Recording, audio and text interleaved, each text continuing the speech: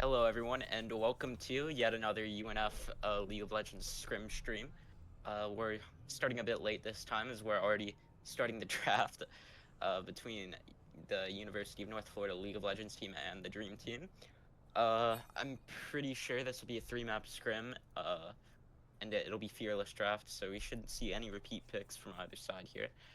But yeah, this I'm pretty sure this is a rematch from last week, so might be a little interesting to see how both teams kind of adapt the way they play around each other, see what they've been voting, and yeah, their adjustments should be pretty interesting to watch this time around.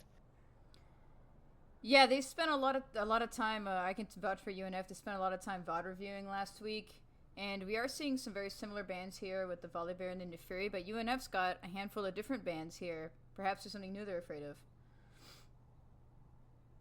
Uh, yeah, and I mean a little bit of that could just be looking at the OPGGs for the other team and seeing what they've been playing, just trying to kind of steal away a couple of picks, maybe ban out some things preemptively, but.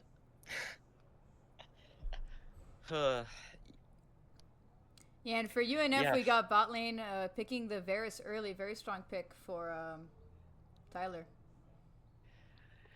yeah. I mean, I'm not gonna lie. It looks like the Dream Team is doing a little bit of a thievery, stealing away the Azir from Loveliest Lord. Oh no, that was just a hover. They're gonna go ahead and pick away the Xinjiao, an incredibly strong jungler coming off the table very early. Um, And locking in the Senna. It looks like they might be going really aggressive, uh, like they wanted to last week. They were super aggressive, and it worked out in their favor. They kind of swept UNF, so hopefully UNF's ready for it this time. yeah, hopefully this won't be as lopsided a series as it was last time. Um, Hopefully UNF will have made some adjustments to make this a little bit more of a close series. Um, and give both us and y'all a little bit of a better show to watch.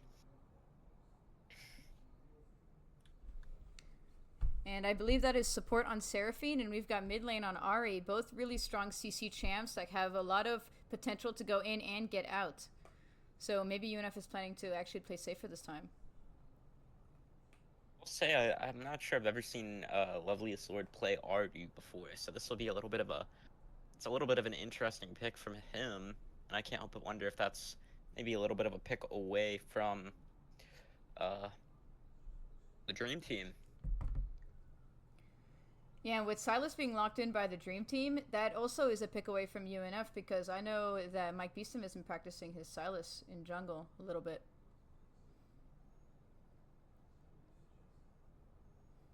And they are banning that Amumu for Mike Beeston too. They just really want to make this guy's life as hard as possible. And I mean, what else can they really do? They they've kind of picked every other lane, and the Dream Team knows the strengths of UNF's top laner, so I think they can kind of predict what he's gonna play and just kind of target ban Mike here. Let's see, UNF is hovering a Kale ban, which I think did get banned last week as well. At least in one of the rounds. I don't know, we didn't really get to see that third round, unfortunately, for anyone who remembers from last week. Yeah, hopefully this time we get to spec all three games. Hopefully we get invited to that third one. Don't get left out in the rain. Let's see, in a Shen ban. Shen, very interesting. I'm gonna guess they're gonna let UNF get that Garen in game one. Go ahead and get that out of the way. Yeah, I think the Shen ban's very interesting, seeing that Abe is a kind of a Garen one trick, and I don't really think he plays Shen, does he?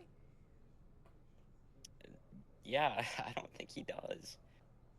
Interesting ban. Uh, very, very interesting ban.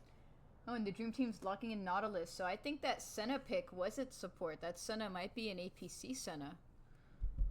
Or an ADC. Yeah, that's I don't know what she does. definitely a bit of an interesting pick then into the Bear Seraphine. I'm not sure how that lane is gonna end up playing out. Poppy. Oh, Have you, interesting. which lane do you think that Poppy is going to be in? I think Then it's definitely I going to think, be Yorick top and Poppy jungle. yeah, yeah. I don't think I've ever seen Mike play. I don't think I've ever seen Mike play Poppy before, so this will be pretty fun to watch.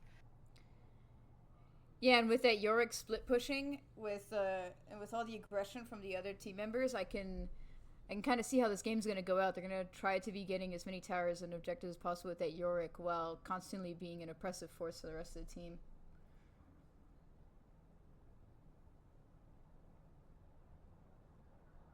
And the Dream Team locks in Olaf top lane.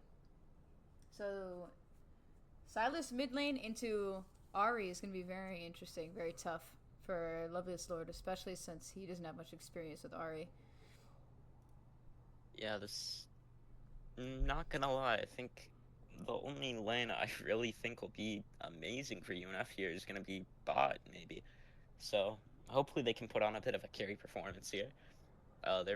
They're incredibly strong players, so it should be kind of nice to watch. Yeah, that's usually how it goes for UNF. That their bot lane is the one that does the best.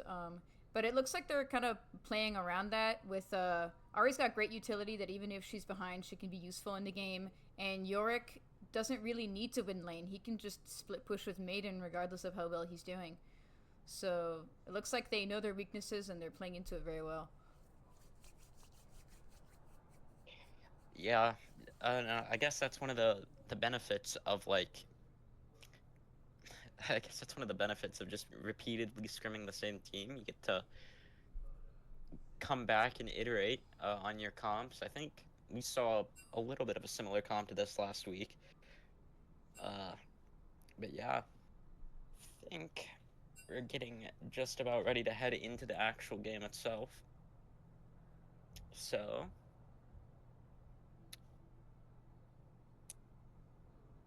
why don't we go ahead and like take a little pause? I think we have what, like a 3 minute break? A 3 minute delay? Yeah, and it looks like the Dream Uh, Team might need a second to start the game here. mm. So we will come back about a minute before the gameplay begins.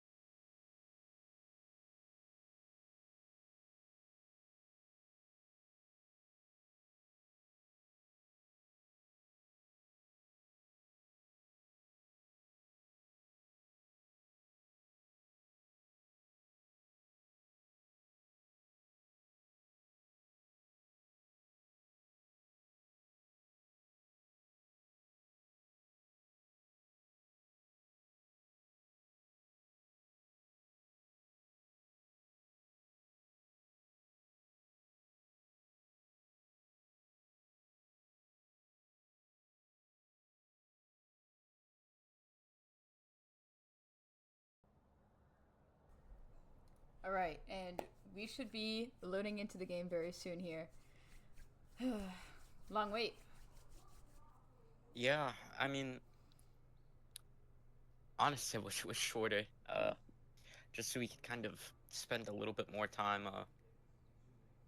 yeah, talking about the game itself. I mean, I feel like when we commentate these things, we get into a little bit of a rhythm, and I feel like these long like spectator delay pauses always kind of break that rhythm up. Makes it so hard to just cast the first couple minutes of the game. Well, I feel bad for making our loyal viewers here stare at a blank screen. Well, the draft screen for like 5 minutes, just waiting.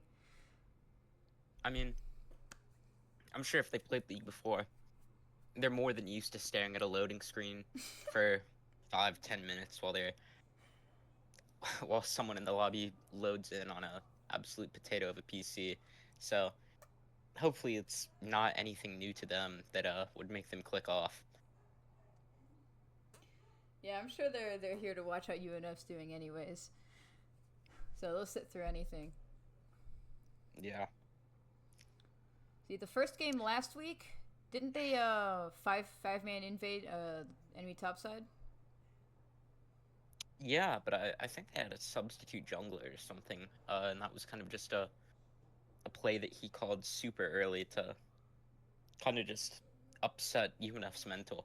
So we'll see if they kind of try to repeat that here or if they just decide to play it safe again. Yeah, I'm curious to see if they invade again or if they just kind of step in for early deep warding.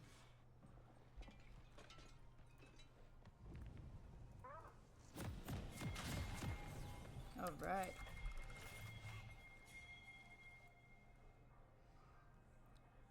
Well, I can already see all these pings from the bot lane. They do not want a 5 point. They just want to get in that lane.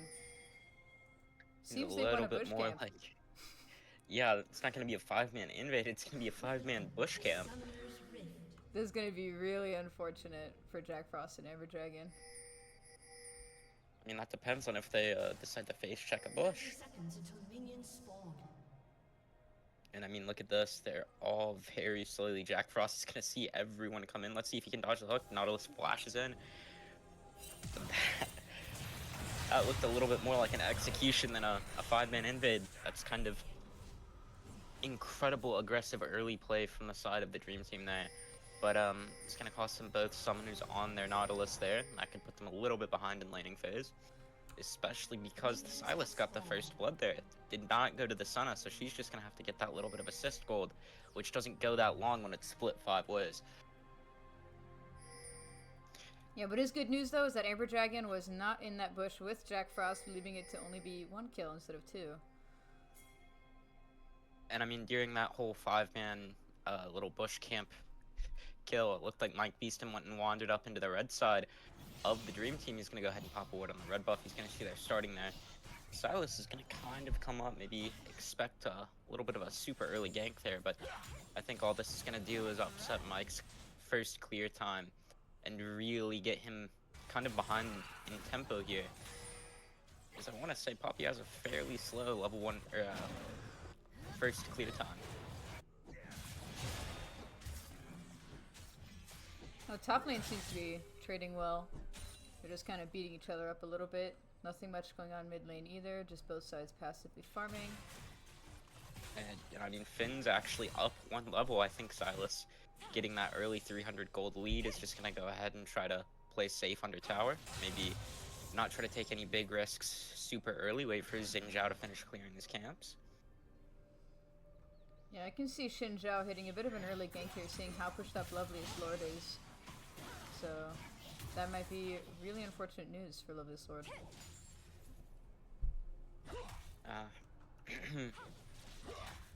I'd say with how he's leading those Raptors away, that he's probably just going to go ahead and wander into his blue side and hope that Mike Beeston didn't just walk straight into there after getting spotted on or in his red side. Yeah, bot lane seems to be very pushed up as well. Potentially setting up for getting some prio for the scuttle. Oh wow, look at that. Bit of a early 1-for-1 in mid lane, and it looks like off that, You Messed Up is going to go ahead and look to capitalize off an early invade here. Oh Mike yeah, and Beast seeing not going to how be able to smite away that red buff. yeah, and how That weak Thatch Poppy is gonna be early, pushing he it. just has to back off and let that happen. Yeah, and I mean, this is going to just kind of naturally lead into a gank into the bot lane of the Dream Team here. Yeah, and while UNF does get a kill on the Nautilus and potentially the Senna here, I think Xinjiao is going to be cleaning up nice. Yep. It's going to be a double kill for Jack Frost, but then also a double kill for the Dream Team Xin Zhao there. However, UNF Uh, does secure the Feats of Warfare here with the first to 3 kills. yeah, that 1-for-1 trade in the mid lane earlier really kind of saved their skin there as they were able to just barely eke out that feat of strength. Speaking of the mid lane, looks like another really intense trade coming in here. Dan the Rattler going to get on the Lovely Sword and take away about half his health bar. And we've already got a roaming support here with Nautilus camping out in the bush waiting for Loveliest Lord to push up even the slightest bit to help secure this kill for the Silas. I mean, the Olaf, I can't tell if this is him coming down for a proxy or him coming down for a gank. It really seems like they're just trying to get their mid laner as far ahead as possible. I mean, look at this. Loveliest Lord is already down to just about like an eighth of his health. Just keeps taking those Silas Qs through the wave. Yeah, and this is kind of how the games went last week. They really wanted to feed all the gold into their mid laner. I think they know where their money lies. He's gonna run right back into that aftershock. Or not aftershock, but the explosion from the Silas Q. That is incredibly unfortunate. And while we're hyper-focusing in the mid lane, bit of action going on in the bot lane. Another kill going over to Jack Frost. So it seems like both teams are just kind of getting their carries ahead early here. Yeah, and while that's going on, we've got Silas getting some more vision in UNF's jungle. They seem to be having that lit up constantly. Olaf came down for vision. They really want to know where that Poppy's at. Because of that vision, it allows them to make a couple more aggressive plays. It looks like Xin Zhao and Olaf almost got a kill onto Yorick in the top lane there. He's gonna have to burn his flash though to barely escape with his life. Speaking of good ganks though, look at what Nautilus is doing in the mid lane. This hover could be disastrous for Lord when he goes to check this bush. He's gonna cancel the auto attack. That might actually give Loveliest Lord the smallest little bit. I'm not sure he's getting out of this one though with that Silas coming right back in. Just another kill towards the Silas here. He's gonna take that Ariel as well just to really close up the distance there.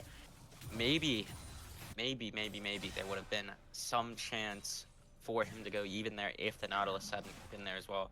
Speaking of Nautilus, Nautilus is going to make his way back up to the top lane after Yorick TP's back. Oh my goodness, it really looks like they are just really funneling as much as they can. Yeah, Yorick was definitely going to be winning that 1v2, but with Nautilus coming in to save their skin, Yorick only walks away with one of those kills, which is very unfortunate news for Slingshot.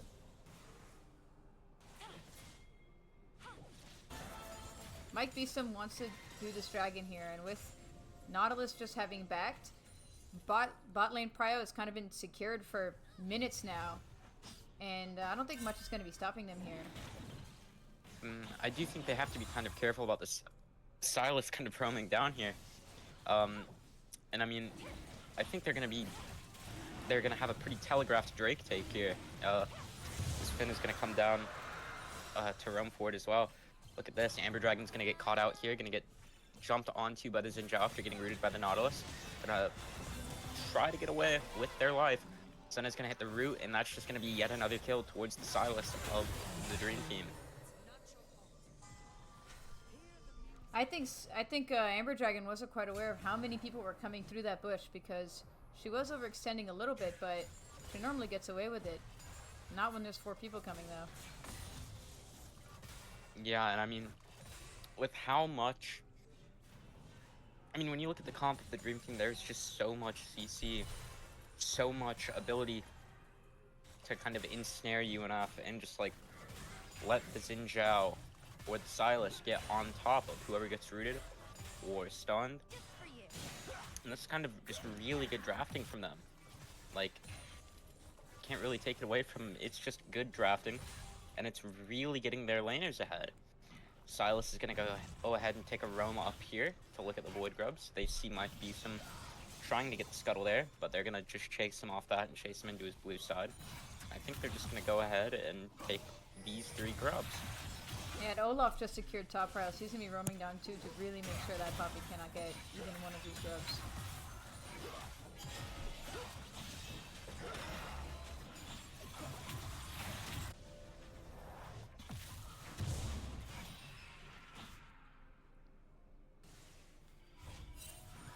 And I mean, I'd say the fact that they get top prio there is kind of crazy. I feel like no matter what, Yorick should always kind of have that little bit of an advantage with prio with Maiden and his bulls. It's a little shocking. I think Olaf has been doing a good job of shredding that Maiden down. As you can see, Slingshot doesn't really have her right now. Yeah, and I mean, I think part of that could also just be the kind of frequent ganks from the Nautilus and the Xin Zhao as well, making him use that Maiden, killing him, and then just burning it down after. Yeah, I think they know exactly what they're doing with those frequent top ganks. They want to suffocate Yorick's strength as much as possible. Yeah, I think they've kind of identified what UNF's win conditions could be here, and they're just kind of trying to make sure that those don't get allowed to develop. Because both Xin Zhao and Silas are gonna get their first items here, which is really going to put the pressure on UNF here. As if they're not careful here, this could just snowball out of control really quick. And I think the Nautilus always roaming might not even be the worst play. If bot lane is going to be losing anyways, why have every loss be 2 kills instead of 1 for the Varus? And Nautilus goes out of his way to secure kills in other lanes as well, so that might be a really great meta play from the Dream Team. Things are just going from bad to worse for UNF. Is them not being able to see that Silas coming into UNF's red side is really just going to push them into the bot lane and just kind of guarantee a double kill, or not a double kill, a triple kill, and a ton of vision right before the next Drake comes up. This is kind of insane to see, especially after it seemed like UNF's bot lane were playing fairly well. Yeah, the Dream Team seems to be doing a fantastic job at rotating right on time to be exactly where they need to be to make sure these fights go the way they want it to, which is just really unfortunate news for UNF team, since they can't do much about that, especially with their lack of vision control in comparison to the Dream Team. Yeah, and I mean, that vision control lets them do things like what's going on in the blue side right now. Looks like Nautilus and Olaf are just trying to chase Micah off of his camps.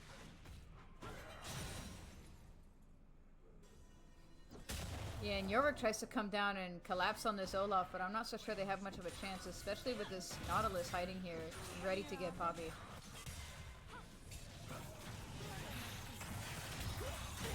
And that fed Silas is not good news at all.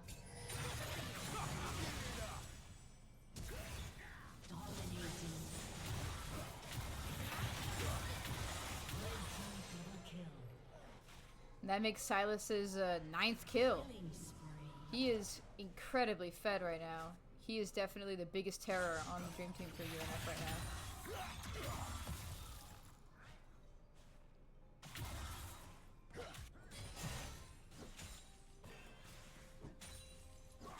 now. Our top lane seems to be going better than expected, with Slingshot actually coming out on top with kills and plating. Not necessarily farm, but at the end of the day, it kind of just matters that Yorick's doing his job, that he is slowly, very slowly, just taking top lane, and will soon be split pushing to all hell.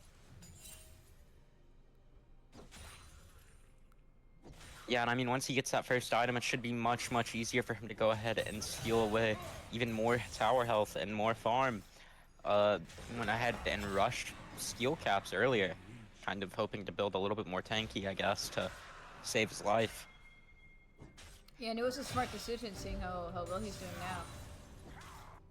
Yeah, at least in comparison to the rest of his team, looks like Olaf is going to go ahead and ult just to try to secure a kill here onto the York. Not really going to do too much. He's actually going to come out worse for wear there. And now he's going to just run down and try to get a little bit of vision in that topside river.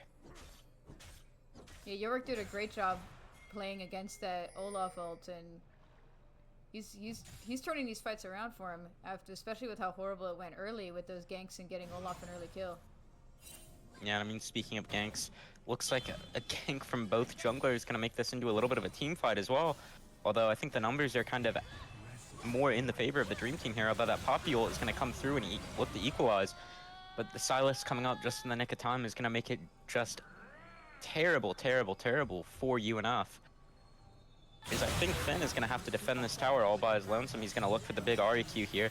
It's going to connect with all three and get Olaf incredibly low, but he just doesn't have any more damage to really come through and secure that kill. As I think the Dream Team will be able to just kind of wrap up this first tower in the top lane. Yeah, this Nautilus sneaking around is really something to be afraid of. Every time he shows up, the fight just goes their way, and they never expect him.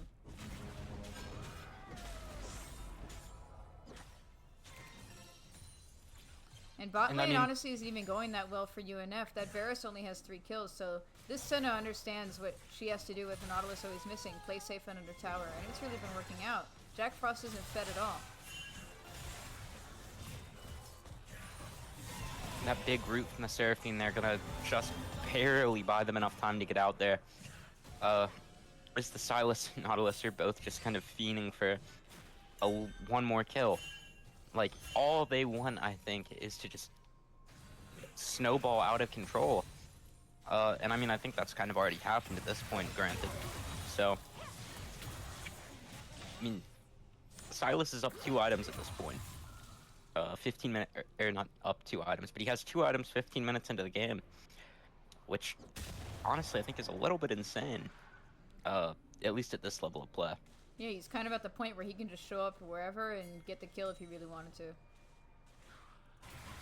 And I mean, speaking of showing up wherever, Nautilus just invaded and stole Mike Beestom's Raptor camp. They're really just kind of bullying everyone out of as much farm and as much gold as they possibly can.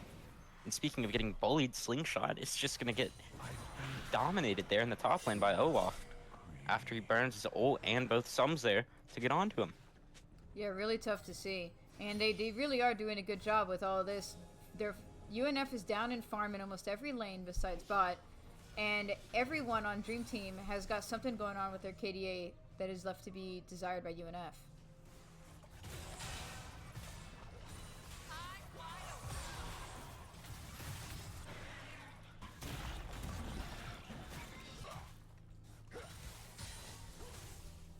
And then looking towards the mid lane, it looks like there's going to be a little bit of a TP here trying to catch out the Xin Zhao, but it's going to come a little bit too late. Yeah, I think my Beeston was trying to sneak the Herald here, and they were trying to keep Xin Zhao off of it, but he's showing up just in time to steal that Rift Herald and outsmiting Mike Beeston. That was crazy to see. Yeah, that is just absolutely disastrous from the side of UNF there. I mean, that's about the worst case scenario there, in terms of losing that objective there. I think, it's just crazy. And I mean, now they're gonna get at least a tier 2 off of it, and hopefully not a tier 3. Well, seeing where everyone on UNF is, I think Xin Zhao is just going to be running it down, possibly even taking that in-hit. Maybe we're going to be seeing a Poppy R here to prevent that from happening. Oh, and Xin Zhao was running to try to take that top T2 as well, but Mike Beeston kills the Herald before it reaches.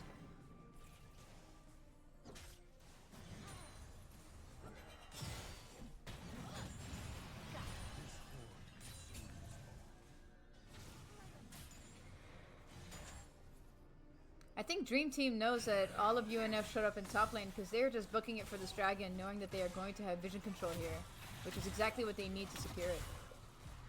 Yeah, they have vision control, lane prio. I don't think there's really much else that they could ask for in terms of guaranteeing themselves this second Drake. And I'm not so sure how aware UNF is of this because we've still got a lot of them hanging out in the top side. And Silas got the pick that they needed to get that drag. With Mike Beastem down, there's no one to outsmite. There's no one to contest for this. This Drake is just kind of free for them. Yeah, I mean, honestly, I'm kind of surprised Silas hasn't gone ahead and built himself a Dark Seal.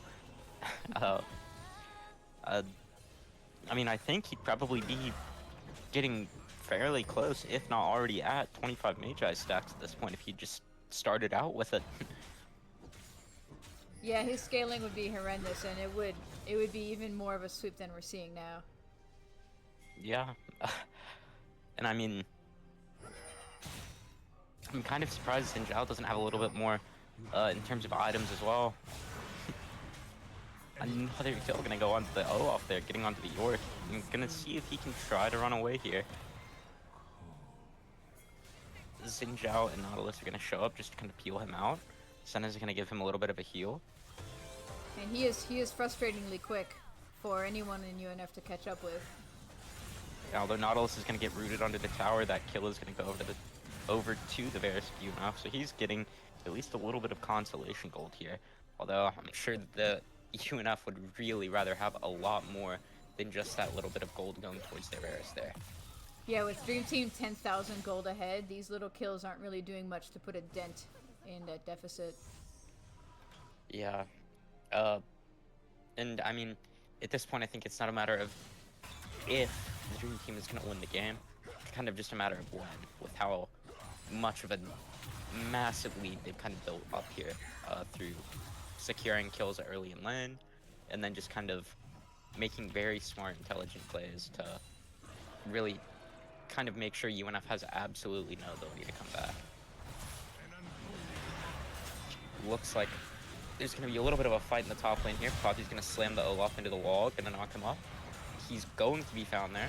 We're going to get Silas TP and potentially to shut everyone down here. And absolutely melting Slingshot and popping Poppy. That is crazy work.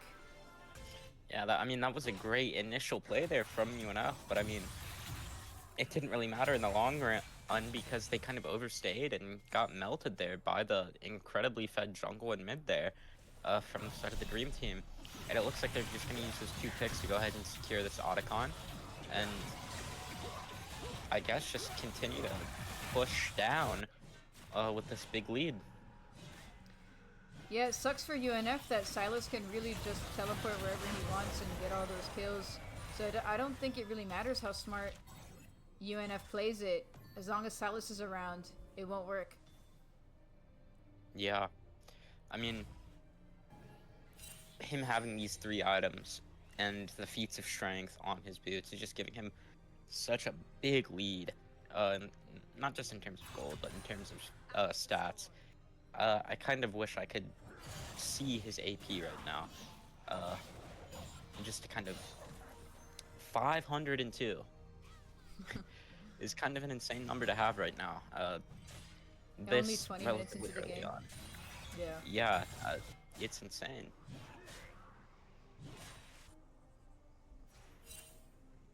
Oh, Loveliest Lord might be in some danger here if Nautilus sees him. Nautilus is overextending a little bit, probably trying to get a pick for that Xinjiao, kind of shadowing him while he steals the entire bot side jungle. That flash is going to be forced from the Seraphine of UNF here. And it looks like a charm is going to land onto the Nautilus, but he's already hooked himself into that wall to drag himself away, so everyone's going to be pretty safe here.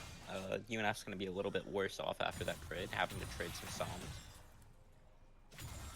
And with the Silas so fed, he's kind of shutting down any of Yorick's attempts to do his job of split pushing, because Silas just is so oppressive and wave clears so well that there's really nothing this Yorick can do. Yeah, Silas is up 3 levels over this Yor, and an incredible amount of gold. And with Xinjiao also hovering inside that blue side, it really takes away any chance he might have to kind of capitalize off his kit. Looking towards the bot lane, it looks like Loveliest Lord is getting chased around by Olaf and Nautilus, running for his life. He should probably be able to get away here. Yeah, Ari's real fast, and especially if he's got his R, he can just kind of get out of there. Yeah, but I don't think him getting away is really going to mean much, because it seems like the Dream Team is kind of winning this 3v4 up in the top lane.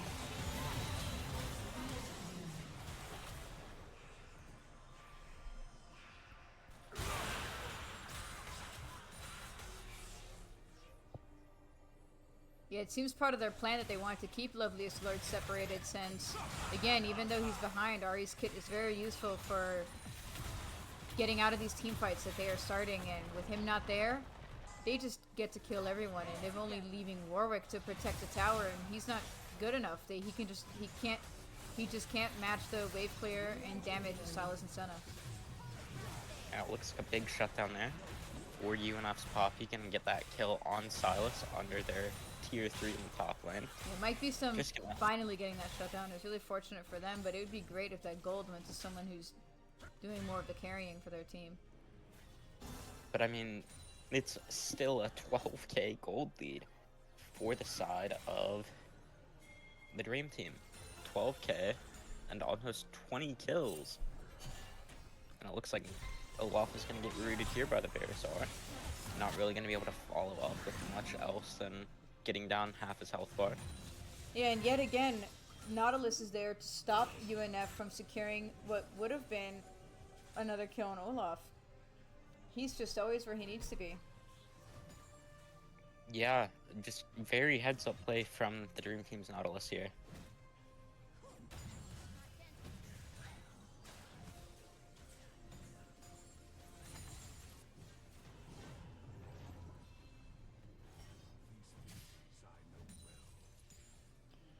Yeah, and it seems like UNF didn't even think to contest this Drake. They just don't have any control over their bot side jungle.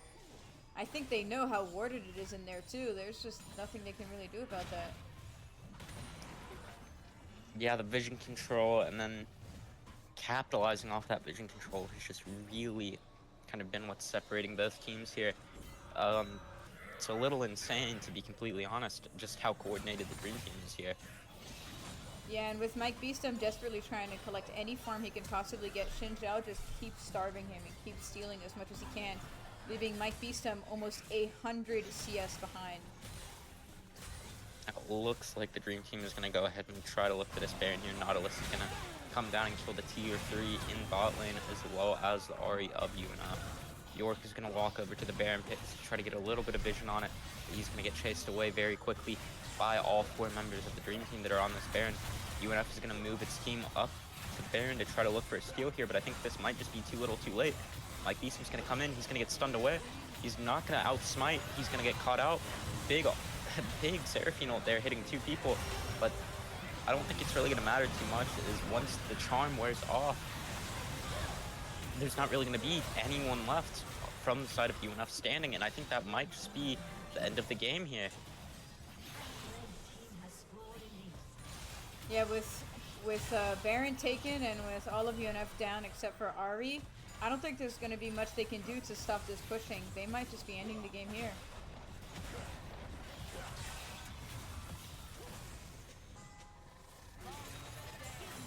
Wow.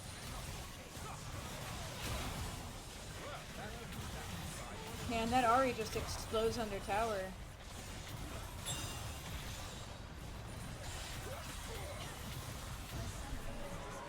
And that is game. Yet another sweep for the Dream Team over UNF. Really painful to watch. Kind of just like watching Mike Tyson versus 5 coughing babies. It's just very, very hard to watch there, to be completely honest. Yeah, and a lot of the things that UNF seemed to be doing right last week, with the little things they could do, it seems like the Dream Team was just really on top of shutting all of it down. I think they might have also been doing a ton of VOD reviewing on specifically what slight advantages UNF got and making sure that just never happened. Yeah, I mean, UNF spot lane, despite kind of getting ahead early there, kind of just got starved. Yeah, I mean, they were allowed to free farm, but that Senna was always playing back and the Nautilus was always gone, so there wasn't really any kills they could get. And it worked out perfectly for feeding their mid laner as well, which is exactly what they needed to also take away kills from Jack Frost that would potentially snowball him as well. Yeah. I mean, just very, very good, intelligent plays being made from the Dream Team there. Yeah, and I'm surprised that the counter pick into Yorick worked so well, not on the side of the Olaf, but on the side of Silas. He was matching Yorick the entire time after laning phase, and Yorick wasn't even allowed to take one tower. Yeah, just kind of shutting down like any kind of slight advantage UNF would be able to get later in the game there. Although I think even if York had split and gotten 2 or 3 towers, it wouldn't have done much to kind of take care of that gold deficit towards the latter half of the game. Yeah, but it would apply a lot of pressure that could help with objectives, and they wouldn't get Herald stolen, and maybe a couple more drags, and it would even out the game a lot more and wouldn't make it such a stomp. Yeah, true, but they were able to identify that pretty well and just kind of make sure it didn't happen. So, Yeah, it was almost like they were reading UNF's mind, especially with how Nautilus and Silas were showing up perfectly to everything, almost. yeah, super good coordination from the jungler and support there as well. Uh,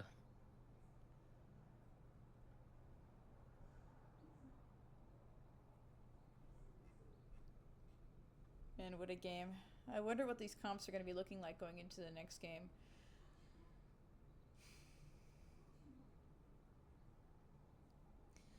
Probably going to be seeing that Silas ban. oh, it's fearless. So that Silas as well as every other character played during that first round won't be pickable again. Oh, I had no idea it was Fearless. Well, that might be both good and bad news for UNF since they won't be seeing that Silas anymore, but they also won't be able to be picking that Varus or that Yorick again. So they won't be able to have another chance to make that team comp work.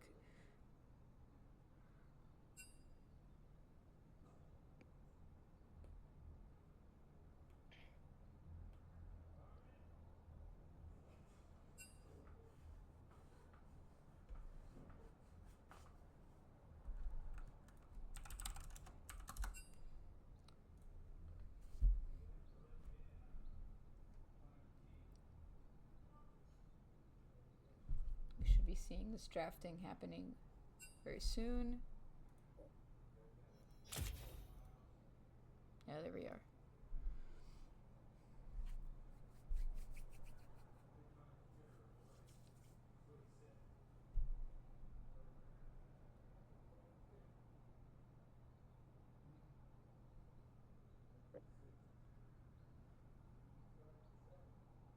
So I think these bans are going to be the same as last week in that we're going to be seeing little to no variation between each round of banning. I think they're going to keep banning out the things they're really worried about and just deal with and counterpick the rest. Yeah, I mean, I'm a little surprised that there wasn't really a Garen target ban in that first game for the Dream Team. And somehow it worked out for them that he didn't end up picking Garen. Yeah, hopefully this time they'll get a little bit more of a favorable matchup, I guess, in terms of just team comp and laner for that Garen to really come through in the top lane.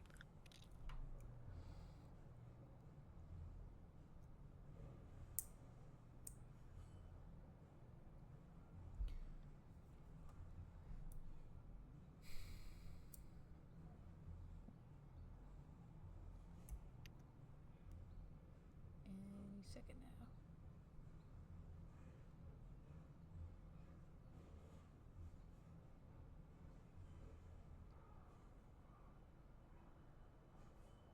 There we are.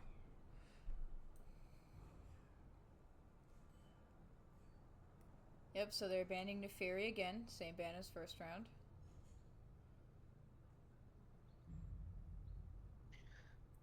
And I mean, honestly, with how hard they won the mid lane, I'm kind of surprised they're really putting any kind of uh, respect towards the mid lane in the bans. I think they kind of know they're forcing him onto off roles that he does poorly on. They might be expecting that if Loveliest Lord gets someone like Neferi, that mid lane won't be as much of a stomp, and without their mid laners snowballing, they won't be able to win as hard as they want to. Yeah, true. It could just be them just kind of being a little bit extra careful, I guess, as well. And there's that Garen ban that we didn't see last round. And it's interesting that UNF is banning Volibear here, since that is Mike Beestom's pick, but the Dream Team does have B1 here, which is something they could have entirely stolen, and it makes sense to be wary of that being in the Dream Team's hands, especially seeing how they already handle jungling.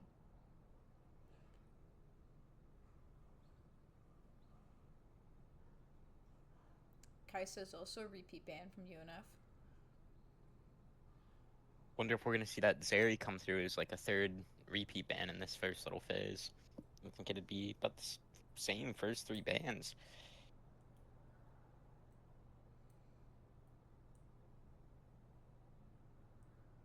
And of course, the Soraka ban again. Any game against Amber Dragon pretty much guarantees Soraka being banned within the first banning phase. Really, I've never seen her not get banned. I mean, what more can you really expect when you're kind of known as being a good enchanter player? You're gonna get respected like that, and have those really strong picks kind of either picked away from you or just banned out entirely. And we're seeing a Zaya ban here instead of a Zeri one. I think maybe UNF has a plan here for what their team comp's looking like, and Zaya is just a better ban than Zeri for this round. Yeah, I mean, not entirely sure why they're kind of banning out so many ADCs when I really don't think the ADC was that great of a threat last game. And speaking of ADCs, it looks like the Dream Team is going to go ahead and hover Corki Blue 1. They're going to go ahead and lock it in right as time expires. Although that could also be Corki mid, I suppose. I think it will be Corki ADC because of the way that they have mid lane carrying. Corki's not really a carrying champion the way some really intense assassins like the Sylas last game we saw.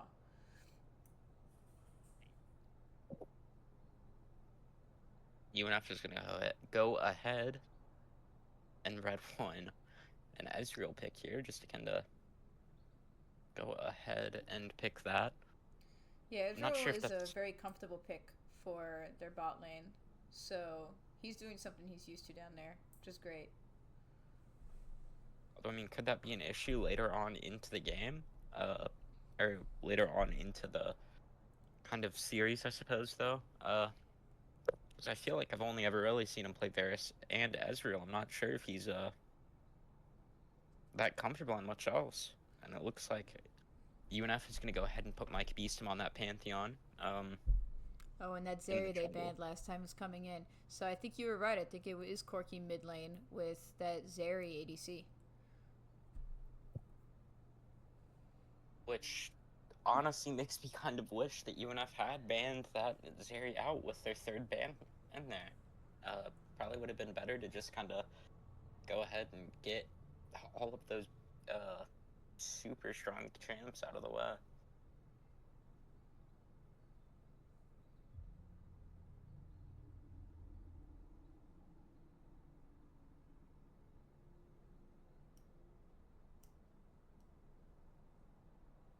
And a Braum support. I think it looks like they're going to be aiming for what they did in the previous game, that Braum is a really strong support, but also strong roaming support, where he doesn't need to be next to the Zeri. He can easily show up mid and help feed those kills to the Corkis. He can show up for objectives very easily and just be strong and be intimidating. I do think, though, that's a little bit less threatening than the Nautilus was last game. Nautilus having the root on his first auto attack and then also the stun and root from his Q. Uh, so it might be a little bit more team play reliant there. So it looks like UNF's third and final pick of this first little round is going to be the Talia in the mid lane for Loveliest Lord. And their first ban of the second banning phase is going to be Lilia.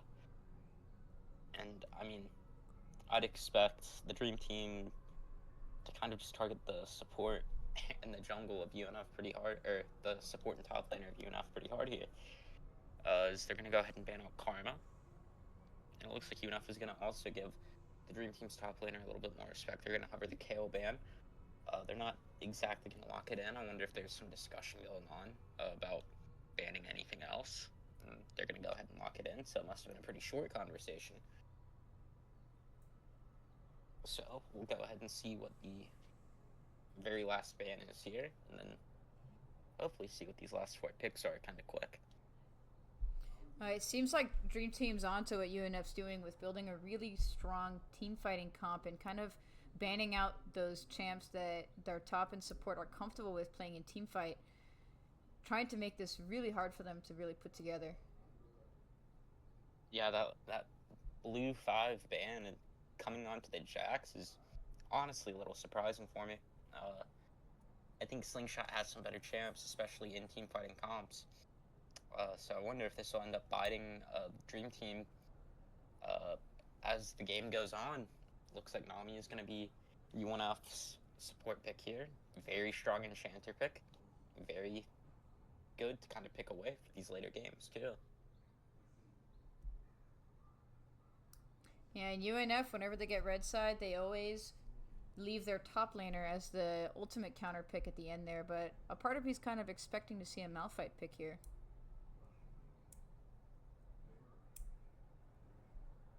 That could be a very strong pick. It could also be a bit of a surprising pick to me. Looks like the Dream Team is going to go ahead and lock in the Fiora, locking in that top laner first. They're going to take a little bit more time to discuss what they want their jungler to pick here. Yeah, it seems like they're going for a similar strategy with top lane where they're just kind of picking someone that can really suffocate the top laner's utility as much as possible, since Fiora is great at taking 1v1s and is also great at split pushing herself and is going to be applying tons of pressure onto their top laner. That's just going to make it so difficult to do whatever he's deciding to do. Gragas jungle getting locked in. That's kind of surprising, especially after the Amumu hover. I think that would have been a pretty good pick away from Mike Beeston and a pretty good pick for just overall team fighting synergy for the side of the Dream Team here. Yeah, I think they're going to be Blue. kind of doing something similar like they did in the previous game, where they're going to be having the jungle kind of roaming into enemy territories and getting behind. And I think he's aiming to kind of just Gragas R behind anybody in the UNF side who's really squishy besides that Malphite, and just kind of isolating them and making it a really easy pick potentially for the Zarya or the Corki. Yeah, I mean, Lily, you had a pretty good prediction there for what UNF top laner would play there. He went ahead and locked in the Malphite Red 5 to kind of round out this draft. So it seems like both teams kind of have a very similar philosophy here, trying to focus on team fights.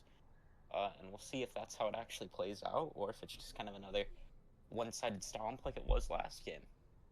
I think we'll go ahead and just cut to a short break here while we wait to load into the game. We will be back, hopefully, very, very soon.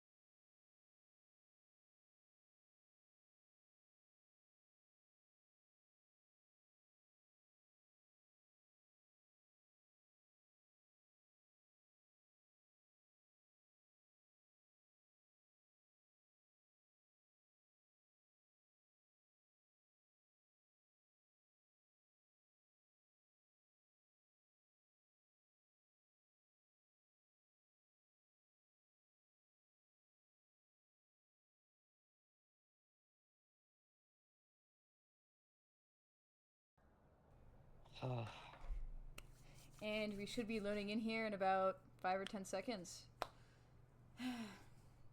Yeah, gonna come into hopefully another pretty short loading screen here. Man, I feel like I've been saying this a lot with these teams, and these lane matchups just don't look great. Fiora into Malphite, Corki into Talia. I don't know. I'm not feeling great about a lot of this for UNF. Pretty good drafting from the side of the Dream Team here.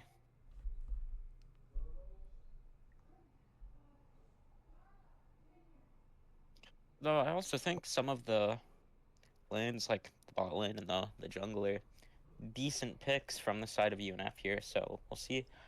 Maybe they can kind of pick up the slack there from the other lanes.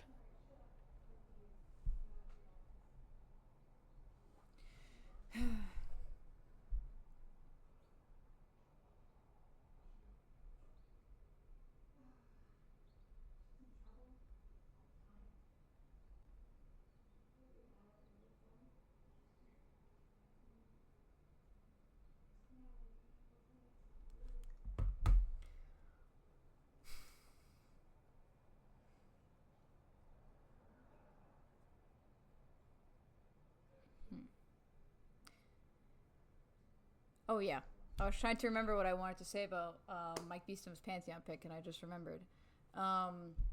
With how the previous game went, where he kind of got shut down really early with that Poppy pick because she's so weak. I think they wanted to pick something that was a bit stronger so he can kind of hold his own better and kind of try to resist those invades and having his farm stolen so much. And I think the Pantheon pick is pretty strong into serving that exact purpose.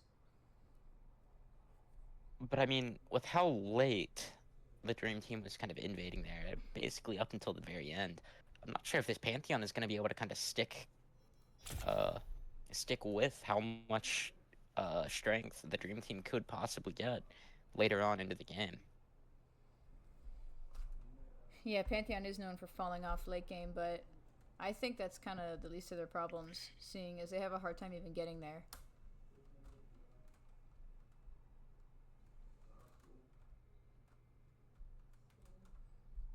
Did your game also crash? Yeah, I think that's just a spectator bug. I think we've had that happen maybe 4 or 5 times. Yeah, I'm not sure what's up with it. Let's hope it loads soon.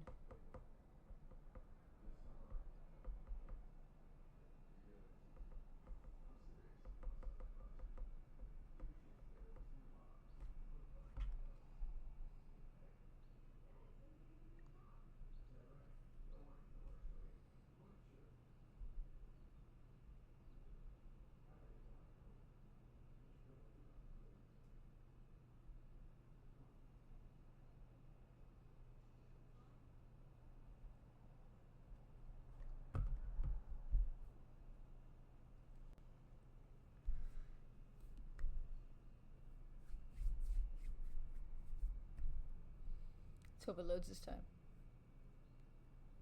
Yeah, hopefully it loads in kind of quick. I think oh, there we are. We might have a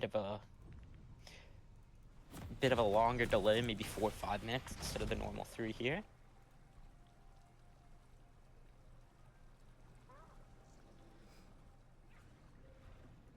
Are we going to be expecting an invade from Dream Team again? Doesn't seem like it. Oh, their top laner's AFK. Welcome to Summoner's Rift. Wonder if there was a little bit of a loading issue there from their side. 30 seconds until minions spawn.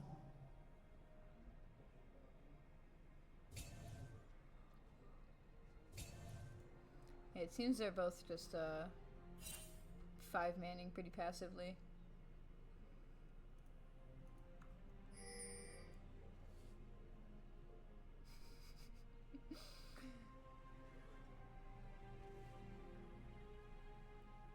And this Nami and this Corki are kind of beefing it out with their body language there.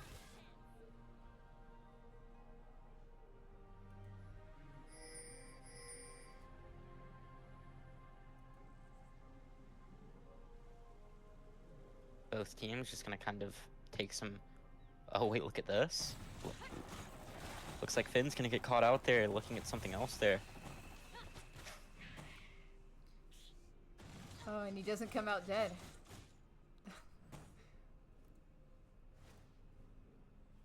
I honestly thought that might have been a first blood there. I'm glad it wasn't.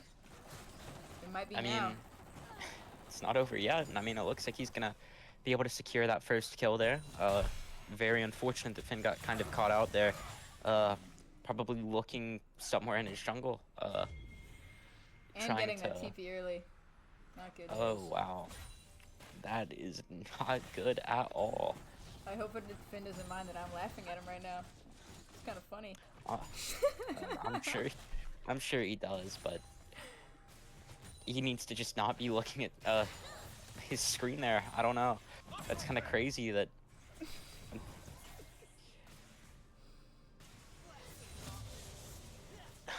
I mean, bot lane didn't do much with their level 2 advantage there. They just kind of pushed and let stuff happen.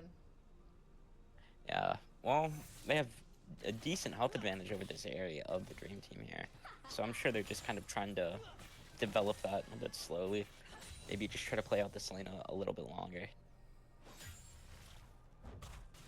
And Slingshot's doing his best to kind of play passively in the top, letting Fiora push in and getting his pokes wherever he can. I kind of just think it's crazy that, I mean, that was first blood before, I want to say before Pantheon had cleared his second camp. I mean, that's insanely quick.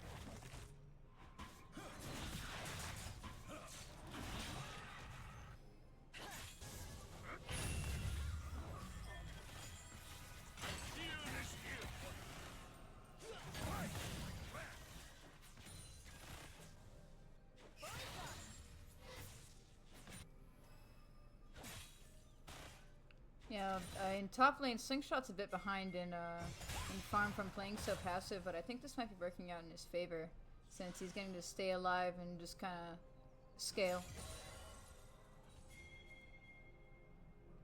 When Pantheon's coming up here, potentially for a counter gank. No, but that scuttle kind of stops what he was looking to do. Yeah, and I mean, it's gonna let Slingshot know as well that Gragas is kind of in the area. Maybe Mike Beast will... Oh no, he'll just recall here, and then head back down, start his second clear. Yeah, I mean, In the bot lane, both the... Oh, sorry. I was gonna say, it looks like things are going pretty swimmingly for UNF here with the Zeri Ezreal bot lane. Very good trades coming in. They seem like they have a good health advantage. Very good bubble there. On Braum. Yeah, great bubble there to really immobilize the Braum. But I don't think they're gonna be able to actually secure anything off of it, other than a slight tempo advantage. They're gonna force that first back in the bot lane. So, UNF's bot lane being a bright spot yet again early on in the game. But hopefully, they can keep shining the whole time, or they can keep shining for the whole game this time instead of just kind of burning out early. And Gragas seems to be looking for something here, and he's getting caught out by the Ezreal and the Nami. Nothing comes of it, but he did stop their backs, which loses them to tempo they just got. And it's also gonna let Braum get a little bit of tempo to roam here as well. Looks like he's coming up into the mid lane. Mike Beestam's gonna spot him out here though. Gonna say, hey Finn, there's two people coming up, be careful. And I mean, it looks like Corki's gonna respect that they've been seen. Braum is just gonna come and look for like a very, very long route here, I guess, to get vision. Nami's gonna show up in mid. I mean, some very strange positioning from both sides here before this first Drake fight. Especially with Mike Beestam being up in his top side. I'm not really sure what this incredibly aggressive positioning is for. It looks like Amber Dragon is going to be caught out on a ward there, though. Braum is going to look for a bit of a prediction there with his Q. Nami's going to run away, hit the Q onto the Braum. Braum's going to get his block forced. Kind of a big cooldown to have forced into the Ezreal is that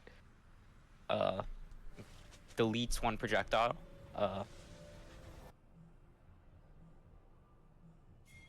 Yeah, I'm surprised on the positioning from both the jungles here. not seeming to care much about this first Drake at all. It could just be that they want to see if their bot lanes can make anything happen. They both seem like they've been making pretty good trades with each other. So it seems like one small misplay from either side could really kind of just trigger a huge rotate here for Drakes. It looks like Mike Beesham's gonna go ahead and start it and drag it out. He's taking it on vision though, from the side of the Dream Team though, so that's a little bit of a risky play here, especially if the Corki comes down. Looks like Finn is gonna have his back forced. He might look for a TP here. Big stuns onto the Braum. Even bigger stuns onto the Pantheon. Jack Frost is gonna E over the wall and look to flash. He's gonna barrier to try to stay alive. Big tower dive there coming in from the side of the Dream Team there. It's gonna get them a double kill towards their mid laner. And he has, honestly, probably about 1,500 gold over his laner at this point. I mean, that is just insane this early on in the game. Yeah, it's literally the same as the other game where they are just funneling as much as they can to their mid laner. And with Corki 4-0 already, I can already see this going very poorly. Yeah, and I mean, it also lets them get that first objective, and it's probably going to give them a tempo advantage going into this first set of Void Grubs as well. I really don't think this could go any better for the Dream Team this early on in the game. Especially with, it seems like things are going about even in mid lane. It looks like the Fior's got pretty decent farm advantage. So I think if UNF doesn't kind of get very serious very quick and try to correct what's going on, things could get away from them very fast, just like they did last game.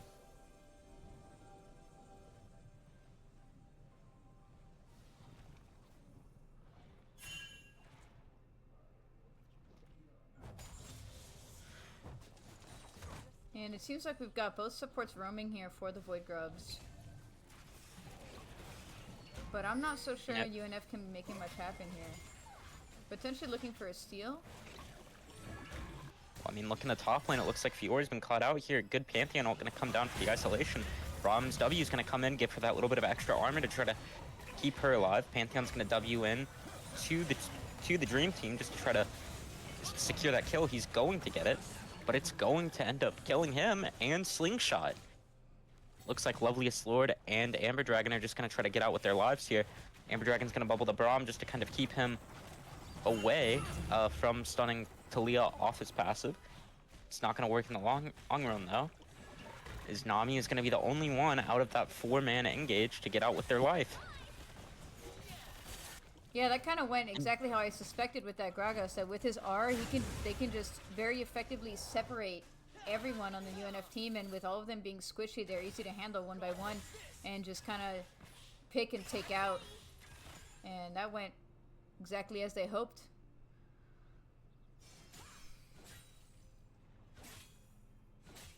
Yeah, and I mean, during that whole team fight, it seems like both bot laners were kind of just trading super even with each other. Both seemed incredibly low there. I think both are gonna look for a quick base here, just to kind of reset, and they're gonna just go right back to laning.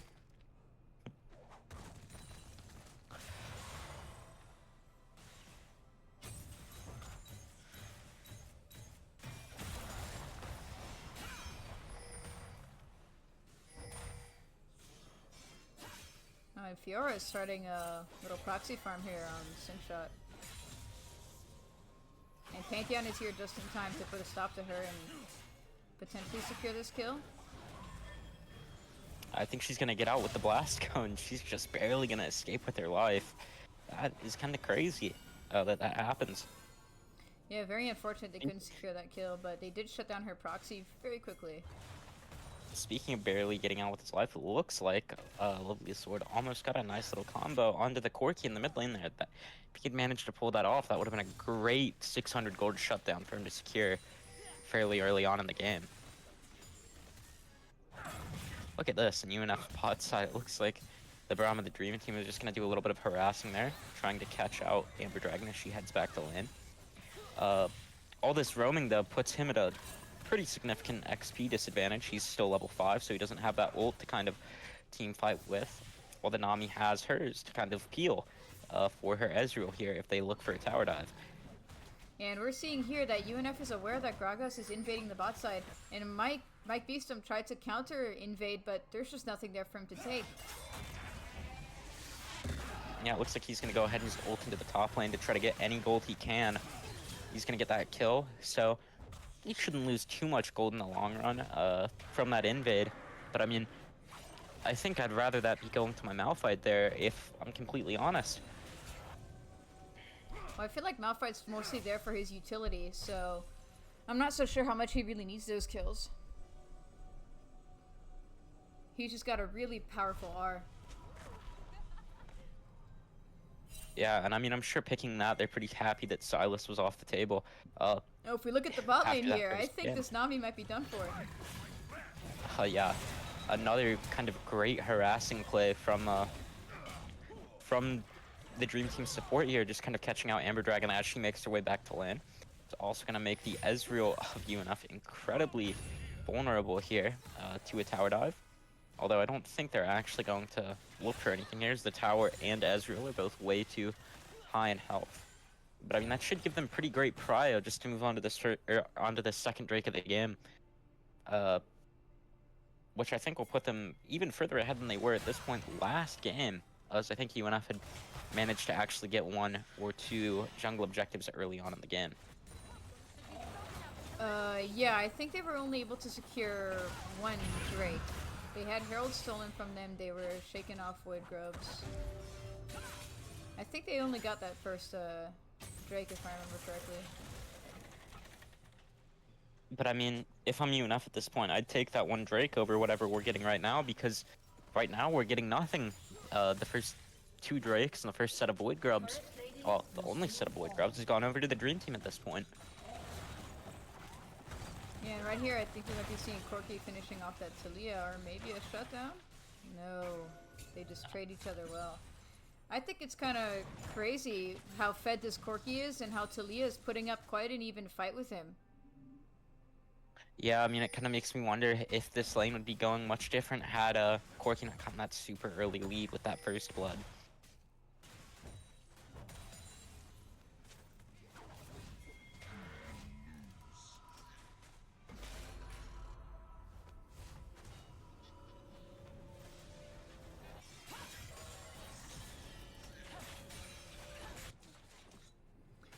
Fiora hid patiently in that bush to make UNF think that she was gone, just to come back and sneak this tower. Dastardly word. And I mean, they're gonna pop both the tier 1 in top and the tier 1 in bot at about the same time. So that's gonna give them a massive team gold lead, up to almost 7k now, 15 minutes into this second game.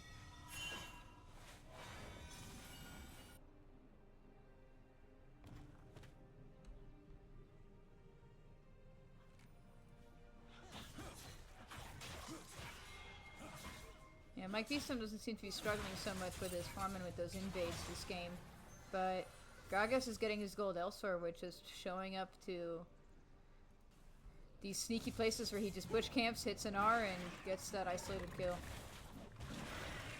I mean, with how weak some of the members of UNF are, I'm not even sure he'd have to use his R. Looks like Zeri's gonna get a good kill onto Finn in the mid lane there. Gonna set him behind and give Zeri her first kill of the game here. Giving her just another slight edge over the Ezreal of UNF.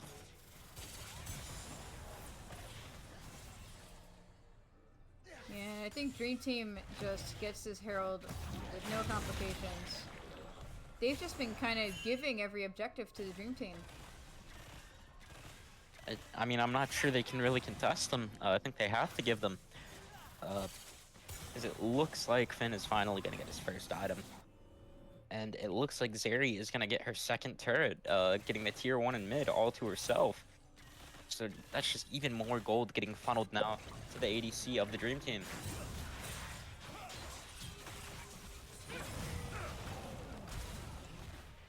What a Gragas are there to catch out Mike Beast and get him out from under the turret there and get Fiora a kill of her own. That's her first kill of the game. gonna really kind of make sure Malphite doesn't have any chance to kind of be even with her. And I think that means that UNF is kind of behind in every lane now.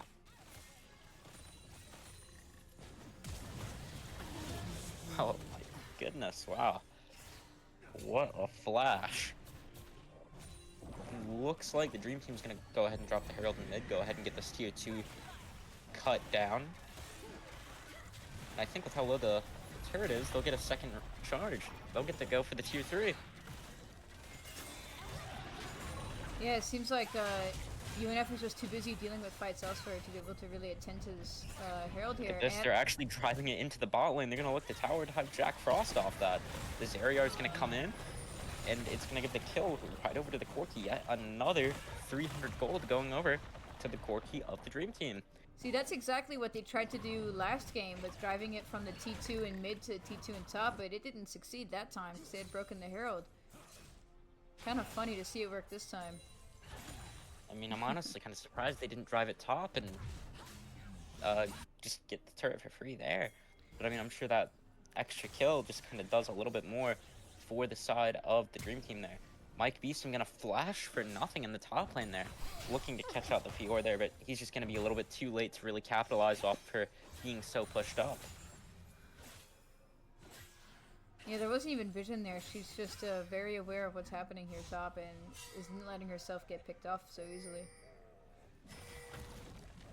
Yeah, just very smart. Fior's actually gonna step up and kind of interrupt this back from the Malphite of UNF here.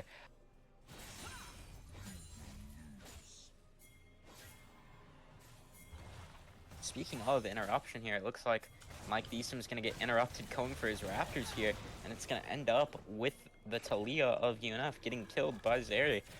And it looks like Zeri's hungry for more. She's looking for Jack Frost here. Very clutch Nami heal, going to keep him alive there for a little bit longer and end up giving the kill over to the Gragas instead. Although I think they're going to end up getting more out of this than UNF would ever want them to. A little consolation gold in the top lane with the Fior coming down, but I think they're the Dream Team's gonna crack the mid in here 18 minutes into the game.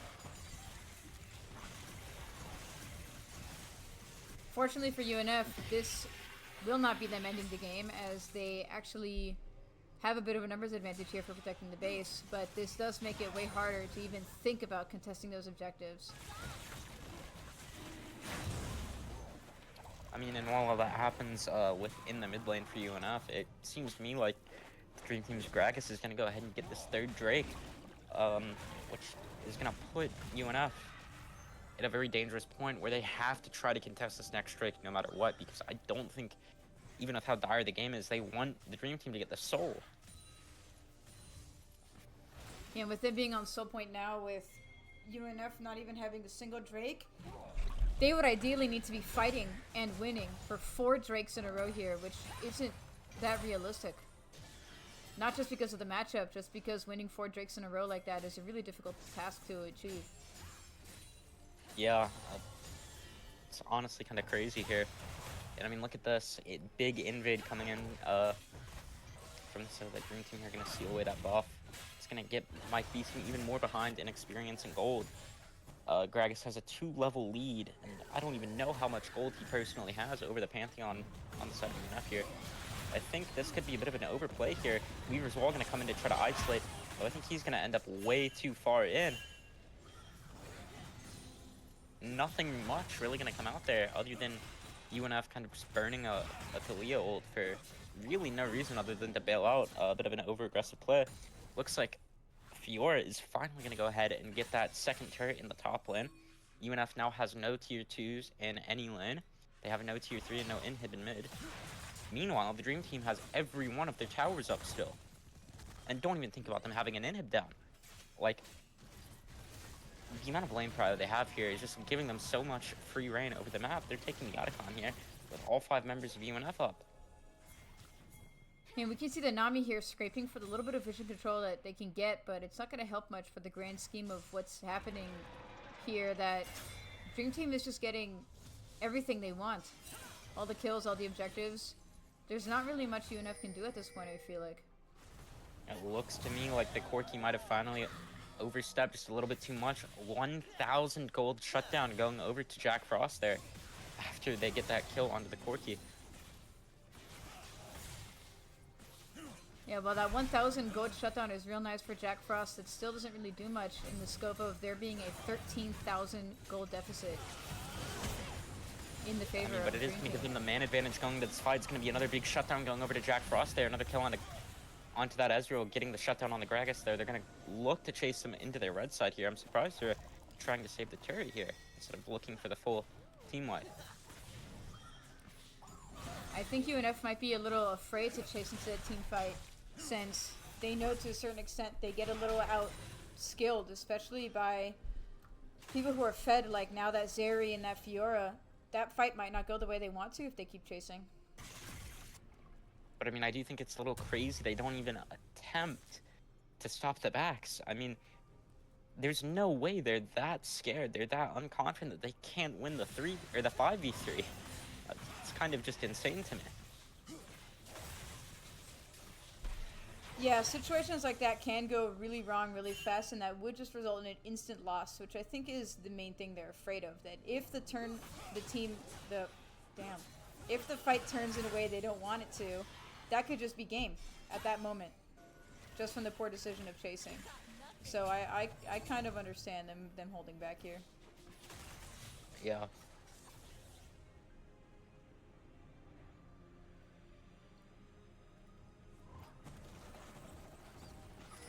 Looks like we have about a minute until the next Drake spawns. That could be Soul for the side of the Dream Team, or it could just be UNF's first Drake if they somehow manage to get the steal on that. Looks like the Dream Team is just going to go ahead and look to get as much vision as possible in the blue side jungle of UNF here. Meanwhile, it looks like UNF is looking for a collapse in the top lane. They're going to get a flash W into a Malphite ult in the top lane. Gragas is going to peel for his Fiora with that very clutch R there. It's going to end up with Malphite getting killed. It could end up with everyone getting killed up here. And while this is all happening, Zeri, Brahma, and Corki are just taking base. They're tower diving Ezreal under the Nexus turrets. This is going to end up possibly going very bad. Ezreal's going to get the shutdown onto the Brahma, another big shutdown going over to him. So he's getting a little fed. Although I'm not sure it really matters in the long run if UNF has no Drakes, no inhibs, and no turrets bar their Nexus.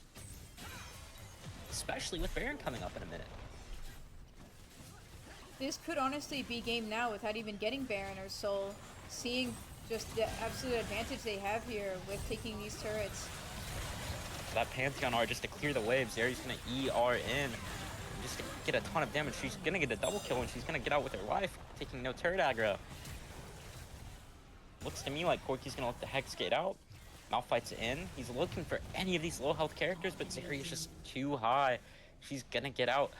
Lovely Sword's gonna get a small constellation pick onto the Corki there, but I'm not sure it's gonna matter. It looks like Zeri's out for blood. She wants yet another kill. Meanwhile, Gragas is just taking out the Nexus turrets with his empowered auto attacks. I think that's it. Dream Team is gonna get their second win of this scrim in only 25 minutes. I'm a little bit surprised that game went arguably worse than the first game. I was looking more optimistically about the team comps that UNF had going into this game than that first game. Yeah, honestly, I think that was a little bit surprising.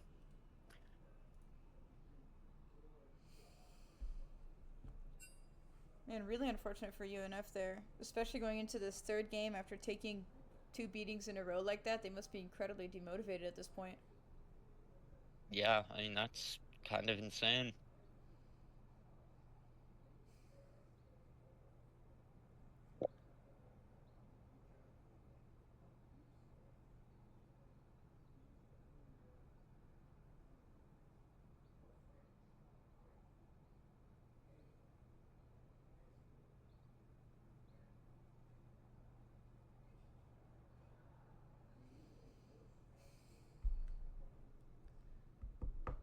I don't even know what to expect going into this draft. I mean, UNF doesn't need to be worried about banding out that Zeri anymore since this Fearless draft kind of puts her out of commission. But UNF's also losing a lot of strong picks here with that Ezreal, the Pantheon, and the Malphite. Yeah, I mean, a lot of very strong picks from UNF getting kind of banned out or stolen away. It's kind of worst case scenario for UNF here.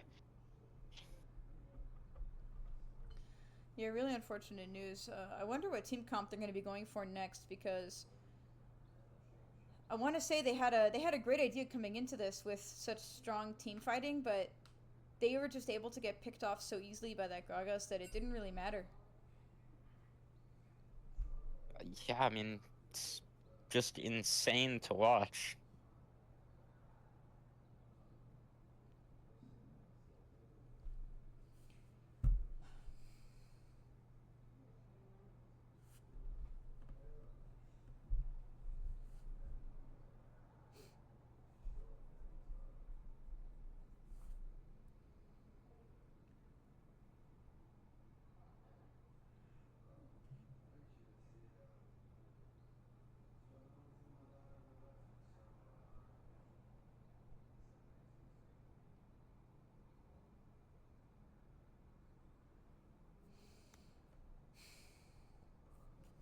Not sure what the holdup is here for the next draft.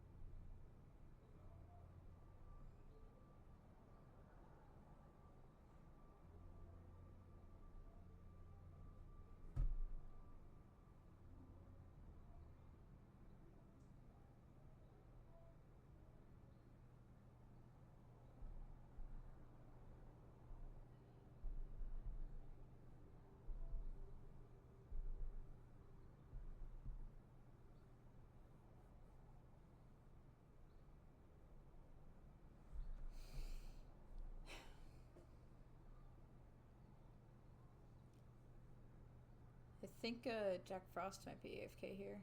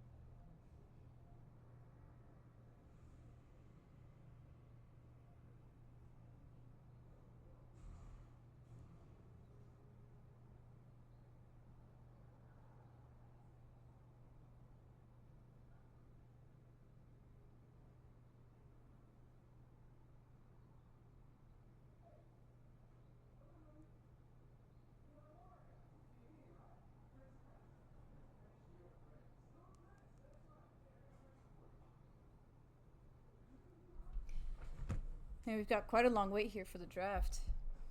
Wonder what's going on with them.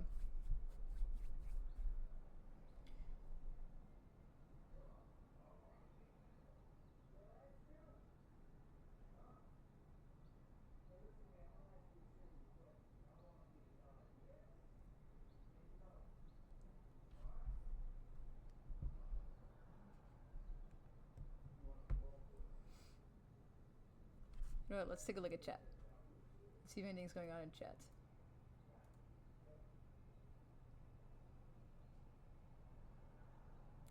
Hello, whoever this is. Hello, whoever this is. Oh no.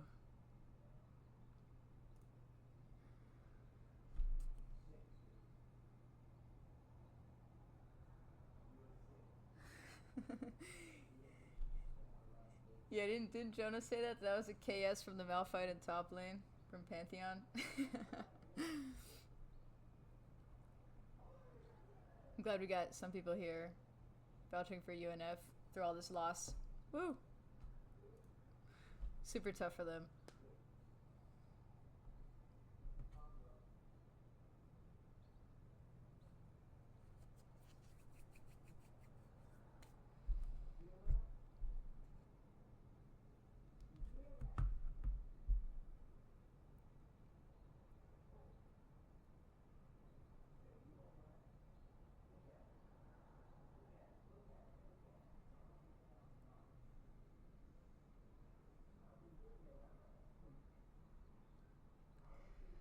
I'm wondering if we'll see a Lulu pick next game. Because I know Amber Dragon's very strong on Lulu. And she's very good for a lot of the anti-aggression, anti-dive that the Dream Team seems to be focusing here. I feel like honestly though, when the Dream Team kind of makes those super aggressive plays under the other team's tower, it seems to me like they're already so far ahead. It doesn't really matter what happens. I mean, I think we saw some pretty clutch heals, some pretty clutch Nami bubbles, some pretty clutch Nami Rs to kind of interrupt any kind of aggressive action they took, and it often kind of seemed like they were so far ahead it didn't really matter in the long run. Yeah, but it could help mitigate a lot of those roaming support plays, and a lot of like what we saw before with Gragas invading and bush camping. It'd mediate a lot of that, especially if she's also roaming, so she can kind of counter roam and maybe polymorph and save mid lane a couple times. That makes it just enough to make objectives easier.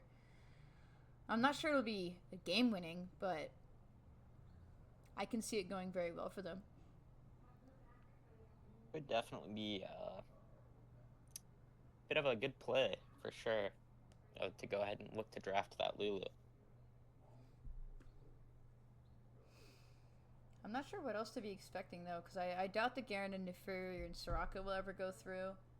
And I know the top lane champs are kind of wearing thin. I mean, we might be seeing a Mundo pick in top. For mid lane, we might be seeing that Aurora again. So maybe they're finally going to be going for more of a defensive team comp, one with a lot of mobility.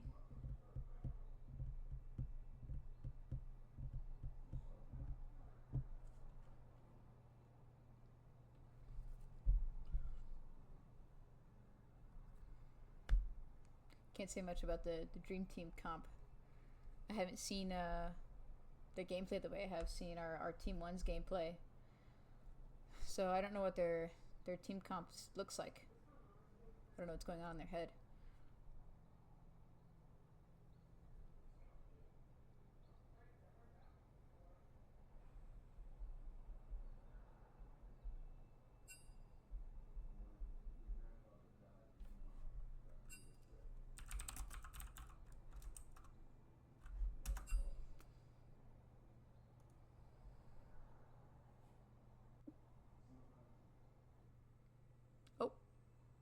Oh, I think they drafted without us.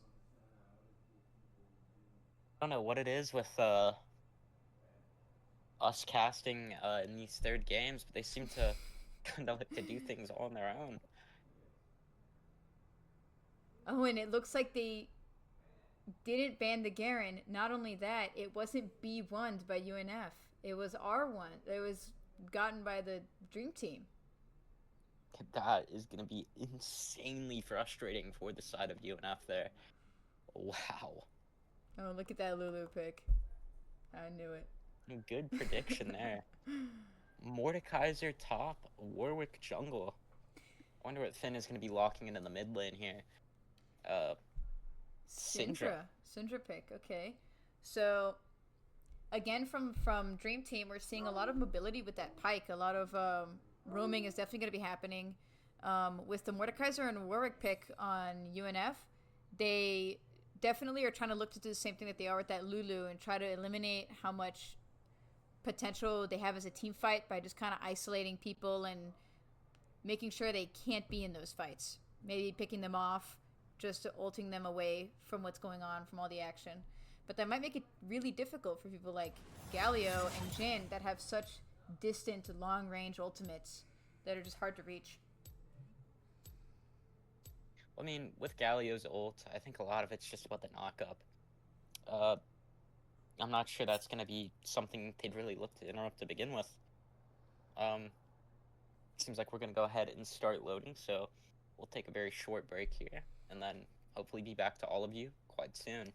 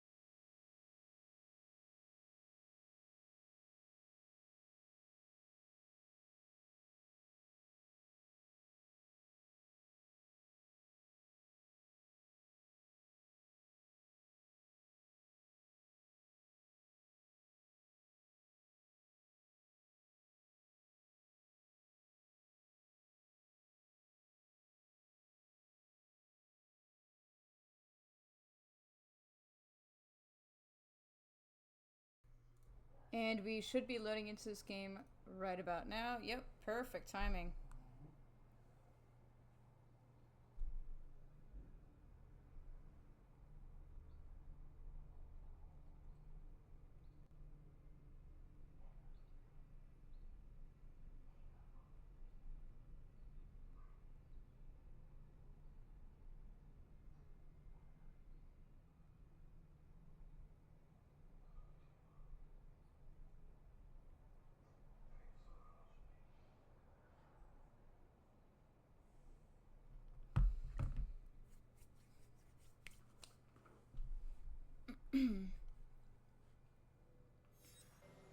Oh, here we go.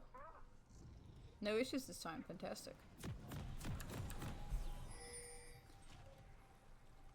Alright, I'm expecting another 5-point from both sides of the team here, but I guess we'll see. Yeah, it seems like that's what's happening here. Honestly, I'm a little bit surprised about this Smolder pick because he takes a while to scale, and honestly, Syndra too.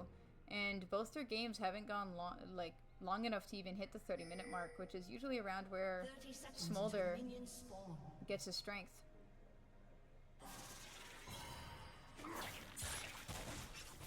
Oh, and this might be it for Jack Frost here. Yet again, they keep doing this to Jack Frost, picking him off real easy and getting that first blood and that early gold. Very unfortunate.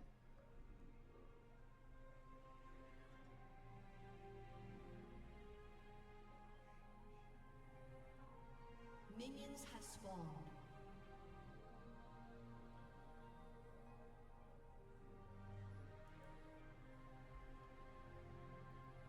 Yeah, other than that, we're seeing a bit of peace in the rift, at least for now.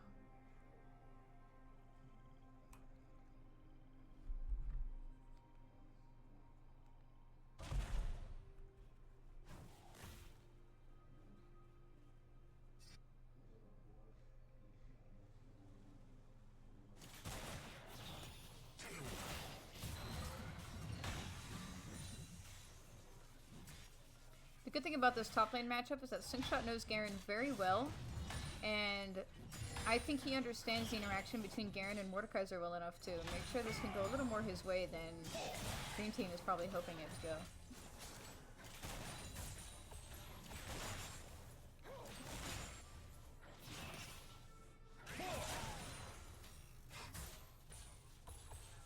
It's also a bit interesting that what Jhin did with that bonus gold was just by boots, rather than anything to do any extra damage in the lane.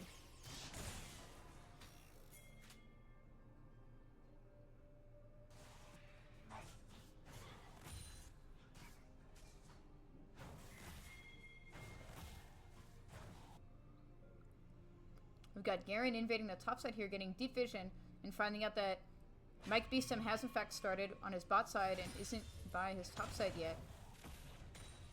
Kind of giving Pyke the confidence here to go in on Loveliest Lord.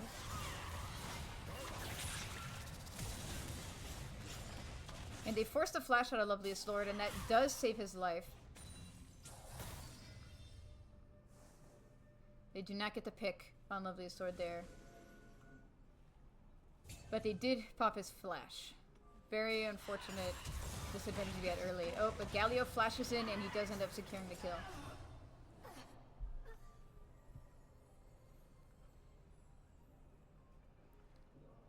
That was really unfortunate how Galio didn't end up getting traded there. He came out really low out of that, and he just makes it out alive. So our bot lane is pushing into Jhin now, trying to kill him, but Pyke shows up just in time to make sure that they don't finish off the Jhin here. Kind of being this body of respect that protects him. And both mid laners are TPing back to lane this round.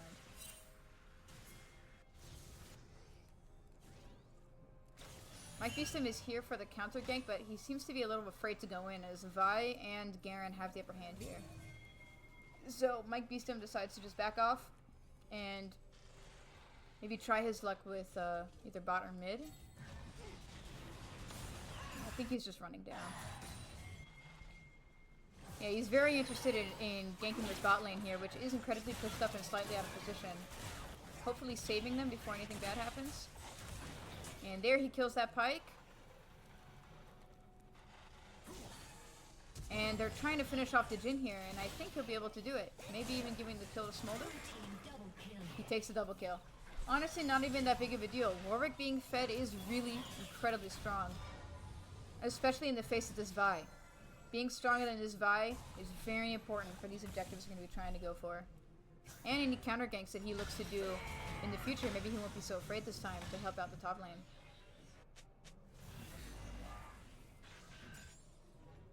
Speaking of the top lane, it seems to be going well besides a bit of a farm difference. UNF kind of knows they've got to be playing safe and losing out on farm here, which is what Slingshot seems to be doing by kind of getting his trades where he can and not being too aggressive. Dream Team is here starting up the Drake, and I honestly think UNF doesn't even know what's going on here.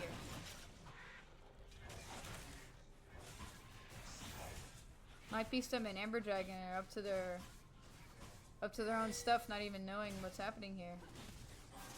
Amber Dragon might be getting caught up by Pyke here, but Syndra's coming down to save her.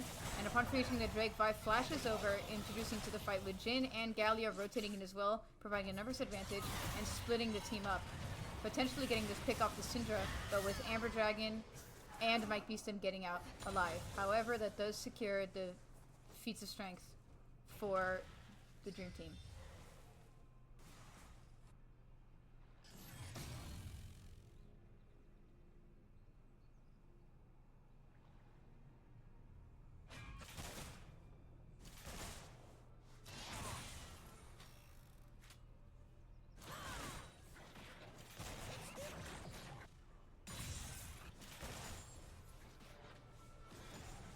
Looks like bot lane is trying to get aggressive with this Jhin again, but I'm not sure that will be going so well in their favor. Amber Dragon's a bit low, and Jhin is a really strong champion, especially in the face of Smolder, and Pyke is returning to lane about now.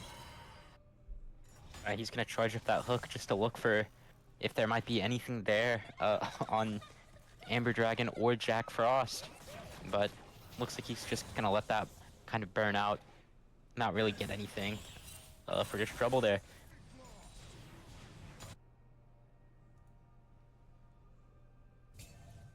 Oh, look at this. Galio's coming down. Looks like he may be looking to see if he can ult down into a fight here. Kind of look to secure a kill onto the bot lane of UNF. They're going to see the Pyke rotating down here, so it looks like they might be trying to catch him out. But it's just going to end up with the Galio being hidden. Jack Frost is going to be killed. That's going to funnel a bit more gold into the buy of the Dream Team. Honestly, good job from Mike Beeston there, recognizing that they were kind of just getting baited there and being able to get out and kind of prevent that from being even worse than it could have been. Yeah, they did a great job cutting their losses there and only losing 1 man as opposed to 3. Looking towards the top lane, it looks like both laners are fairly low. Garen still has that R up though, so it looks like Slingshot's gonna have to be very careful here and look for just a nice safe spot to base.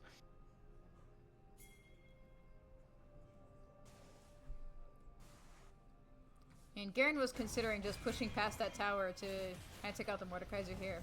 But he decided to back off knowing that danger might be in those bushes nearby. I mean, it looks like Mike Beeston's going to come up looking to kind of do something here, although I think Garen might already be back under the safety of his tower.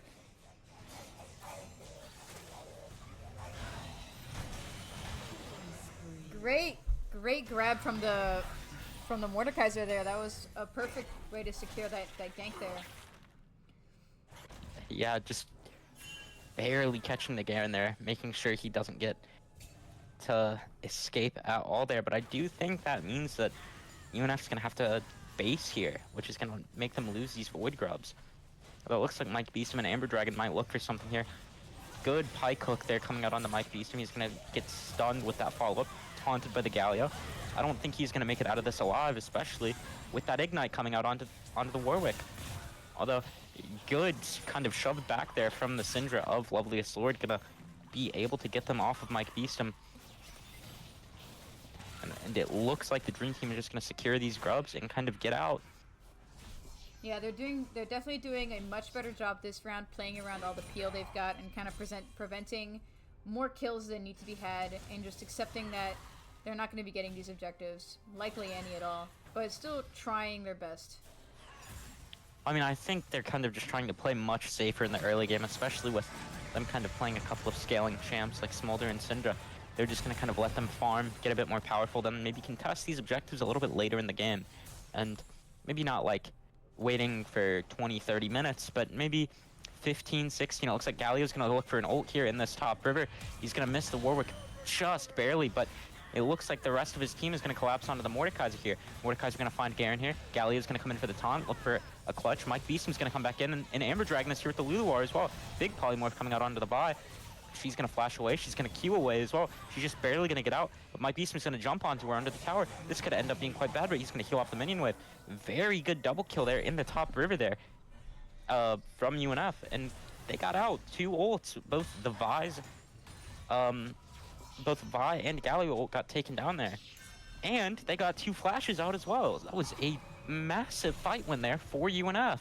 Yeah, and Loveliest Lord even stopped Galio's back and has him on low mana dealing with this minion wave here, which can be to a huge benefit just for the tempo of this game.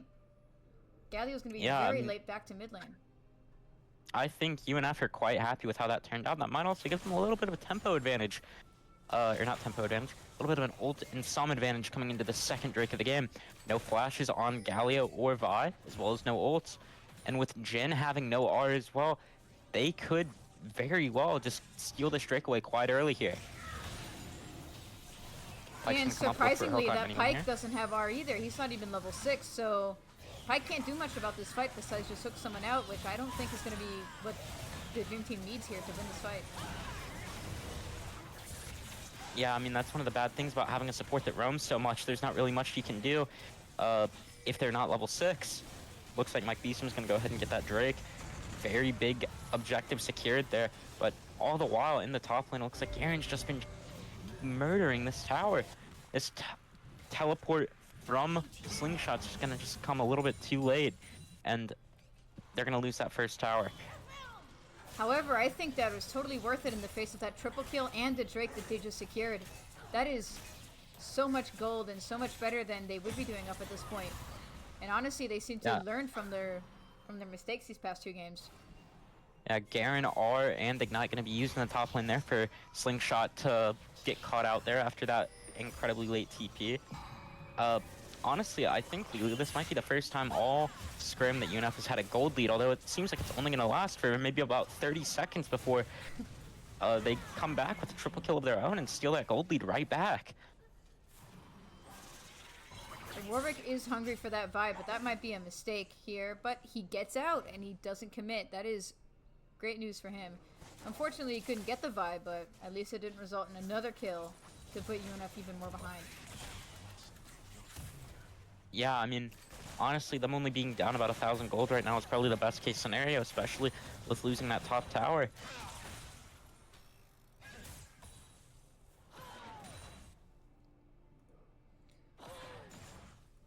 And Smolder has been doing a great job just being patient and scaling, and he's even got a couple kills for himself. He almost killed Jin a couple extra times as well. So I'm looking optimistic about this Smolder. I'm not sure about reaching his executes anytime soon, and it might be really bad news for UNF because these games have been kind of short for them.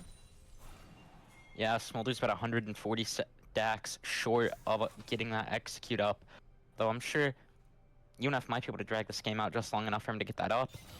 I'm not sure if it'll end up being a good thing, though, in the end, because most of the time by the end of the game, or by the late stages of the game, the Dream Team has been so far ahead in gold, items, kills, towers, and objectives that something like a smaller execute might not be worth it.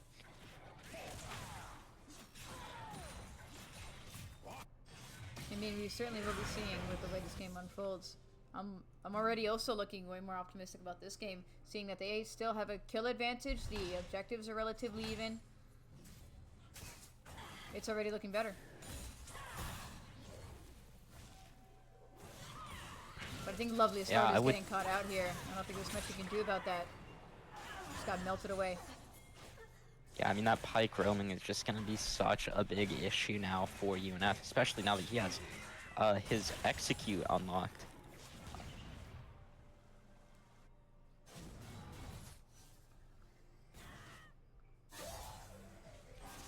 Yeah, Warwick is here chasing down the Pike, getting a great dodge.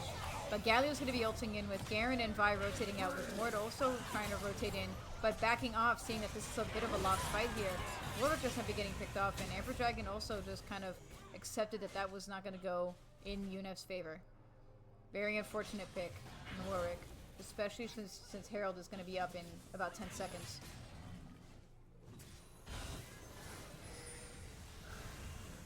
You know, honestly, I think with how much of a lead the Garen has, they wouldn't have been looking to contest that anyways. They're basically guaranteed to have, or the Dream Team is basically guaranteed to have top pro with UNF having no top T1 and with their wave being so shoved. Yeah, and yet again we see the jungle just stealing all of UNF's camps here, beginning what is probably going to be a long road of continuing that starving that we see from the Warwick already being 50 CS behind in comparison to the Vi. I wonder if we're going to see a little bit of an overextension here from Mike Beast. And Vi's going to miss the Q. She's going to smite Worth, kind of peel herself out there. Vi does have a higher tier of smite than Warwick. So if everyone lives here, Vi will be able to outsmite onto the Drake. Warwick is going to get Lulu R to kind of keep him up during this team fight. Big Ignite coming into the Mordekaiser, going to kill him.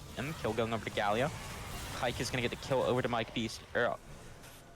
Pike is going to get the kill on Mike Beastum. Lulu is actually going to get a kill on the Vi there. I'm sure Lovely Sword is punching his keyboard, kind of wishing he had managed to get that last hit. Fantastic shutdown on that Vi though, and he's been doing a great job hitting all those stuns on practically the entire team there, but it wasn't enough to make sure that all of those guys ended up dead at the end of that fight. But it will be enough to make sure that that the Dream Team doesn't just get onto that Herald immediately. Also, during that entire time, Jack Frost was able to get himself a solo kill on the takeout on the Jhin in the bot lane. And it looks like he's going to be able to take this tier 1 in the bot lane, which could give you enough a little bit of prio to look for this Drake. Which is fantastic news because they've been having a bad rap with getting these Drakes from Dream Team, but now they're going to be up even 2 Drakes, and continuing to get those Drakes up to Soul might be much easier for them than it has been in the past. Holy outplayed. Jack Frost just barely dodging the pike, or barriering to keep himself alive that little bit longer. Vive, however, is going to go ahead and R him just to make sure that she can get that kill. And now she's coming back to maybe look to steal this Drake. She does have that higher tier of Smite and 2 levels on Mike Beast, and the Galio ult's going to come in to interrupt Mike. And the taunt's coming in. I don't know if the Luluar is going to be able to do anything here. Jhin is also going to come down and get the root. I think Mike Beast might be cooked. I don't think they're going to, I don't think UNF is going to be able to get this Drake. They will get Jhin as a small consolation pick, I believe. Though now Vi's over the wall, and Jhin is popping his R in the pit. I think Lulu might be caught out here.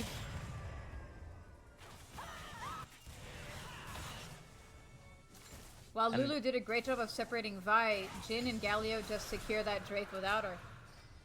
And Warwick goes back to farming, just accepting that they lost the fight for that objective. Let's see if Takeout manages to interrupt Lloyd's back here. I'm not even sure if he realizes he is.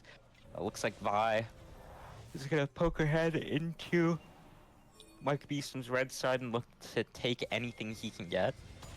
Or they can get. But I don't think they're going to find anything there.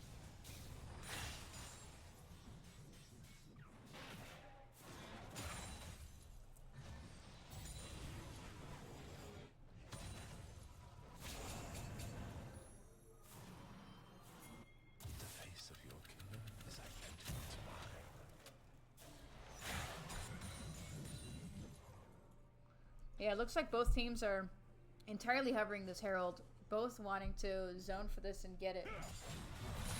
I'm not sure how well that's going to go with this Pyke and this Vi camping out. And again, Vi still has a higher level of Smite to Warwick, so he will just lose that Smite fight.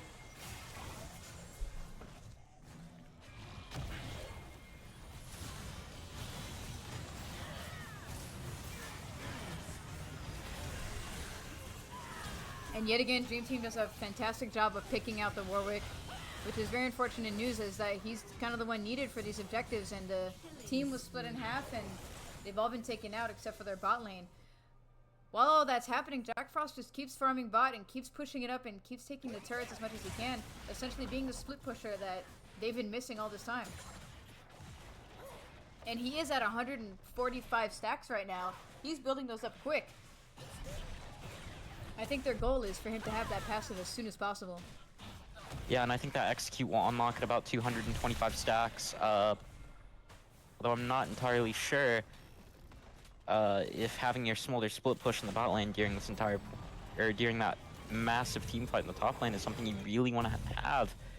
As it seems like the Jhin being up there really got them a lot more value. Yeah, Smolder is definitely a really strong champion that they want there for the team fights, and that's probably why they're going as poorly as they are. The enemy team just has so much more utility with having their ADC there that they're missing from having their Smolder split pushing. And it doesn't really mean much when the towers get traded anyways. While Smolder takes bot, Jhin takes mid, and they essentially have gained nothing. Yeah, I mean, UNF has a tower at least. Mordekaiser's going to be TPing bot to try to save their bot tier 1. Though I'm not sure this will happen, or that'll end up going their way. Garen's going to go ahead and get the turret before he gets pulled back in by Mordekaiser. It looks like he's barely going to escape with his life. Syndra's going to flash for the shutdown. Although, with her flashing, she's going to end up in front of her entire team. She's going to get caught out by the pike hook. She's going to be running for her life. Looks like Mordekaiser's going to be smashing on the bar, just trying to get that kill. Big shutdown going on for UNF's Mordekaiser there. And it looks like they're going to start the Otacon here. Though I'm worried this might be a little bit of an overextension and a throw, because while this is all happening, Galio and Jhin are pushing the bot, or the mid tier 2. Yeah, but it was beautiful seeing those shutdowns. It's so frustrating to just watch these people stay alive endlessly in those other games, and in this game they're finally getting some leverage here with those shutdowns, and the gold deficit isn't anywhere near as bad as it was at this time in those other games. At only 5,000. Oh, look at that. Pike interrupts Amber Dragon's back. She's going to ult herself to try to buy herself some time. Warwick is going to come down. Hopefully she can live long enough to not get executed by Pike. Galio ult's going to come in. Jhin R is also going to come in. They're both barely going to get out of range of the Jhin R. So they might be able to look for something onto the Galio here, although Jin's coming down now. He's going to hit that root onto the Warwick of Mike Beeston. The Smolder R is just perfectly angled here. Galio's going to get the taunt knock up onto the Warwick, but he's going to fall anyway. Jin's hunting for the Lulu, trying to get anything here. And it looks like Mike Beeston's going to get the Jin. And now it's time for Garen to run for his life. Vi's going to hover just to look to punish if they overextend. But I think now she's just going to head over to the mid lane to look for Lord as he looks to get this tier 1 in the mid lane. Man, that planned Pike had did not pan out the way that Dream Team wanted to. They got out of that with 3 of their own people dead. Yeah, and I mean, I wonder if it's just a little bit of a overconfidence causing them to play a little bit too aggressive and just get punished. And speaking of over-aggressive, it looks like Finn's decision to stay in the mid lane just to try to force that tier 1 down ends up with him getting his life traded right before the 4th Drake of the game spawns.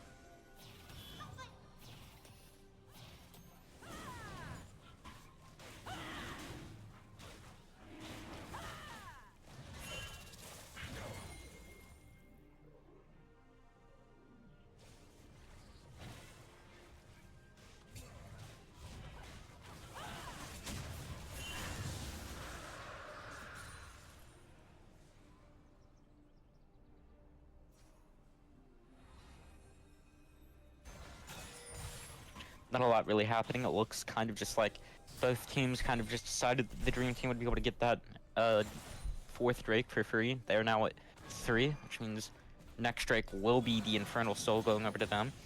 This, honestly, probably the closest game we've had so far.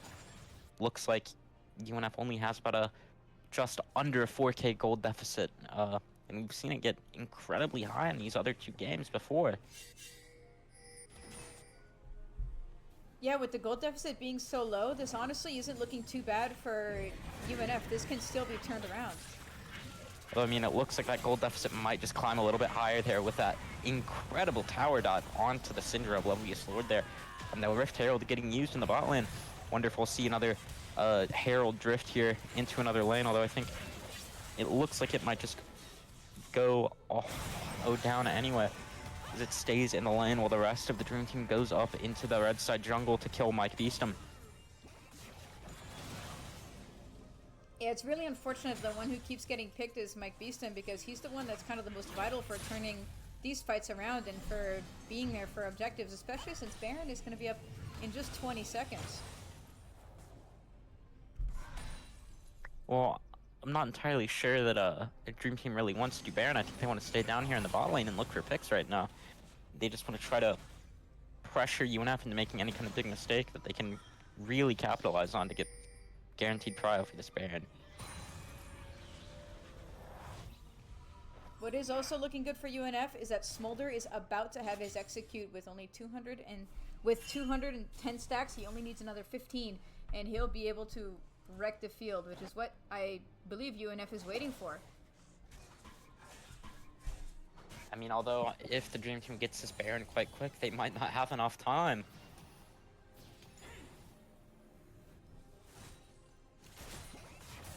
I mean, I'm sure that Jack Frost cannot wait for those 15 stacks to come onto his character. I don't think they'll come quick enough, though. Especially if the Dream Team manages to lock down this Baron. It looks like a lot of very good zoning coming in from the side of the Dream Team there.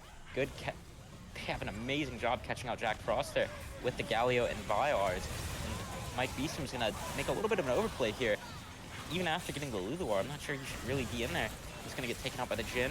Finn is gonna flash in to look for anything there. He's gonna get a kill onto the Pike, but he's gonna get traded out immediately by the Jhin.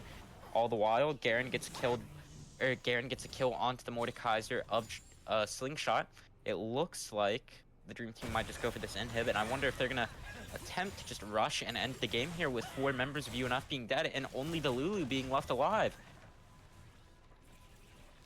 This might be game now, too. Yeah, and I would say it seems like it probably is. Jin's zoning Lulu away, so she can't even attempt to try and clear the wave. No one is up. They're gonna flash into the fountain, look for a quick kill onto the Lulu. It looks like they're just gonna take the Nexus here, and that is gonna be game 3 over with. Yeah, while this game definitely went a lot better than the other ones, it still was a bit of a sweep, but at least a tougher fight for UNF. I'm sure they felt really, very good about their performance for that game in comparison to the others.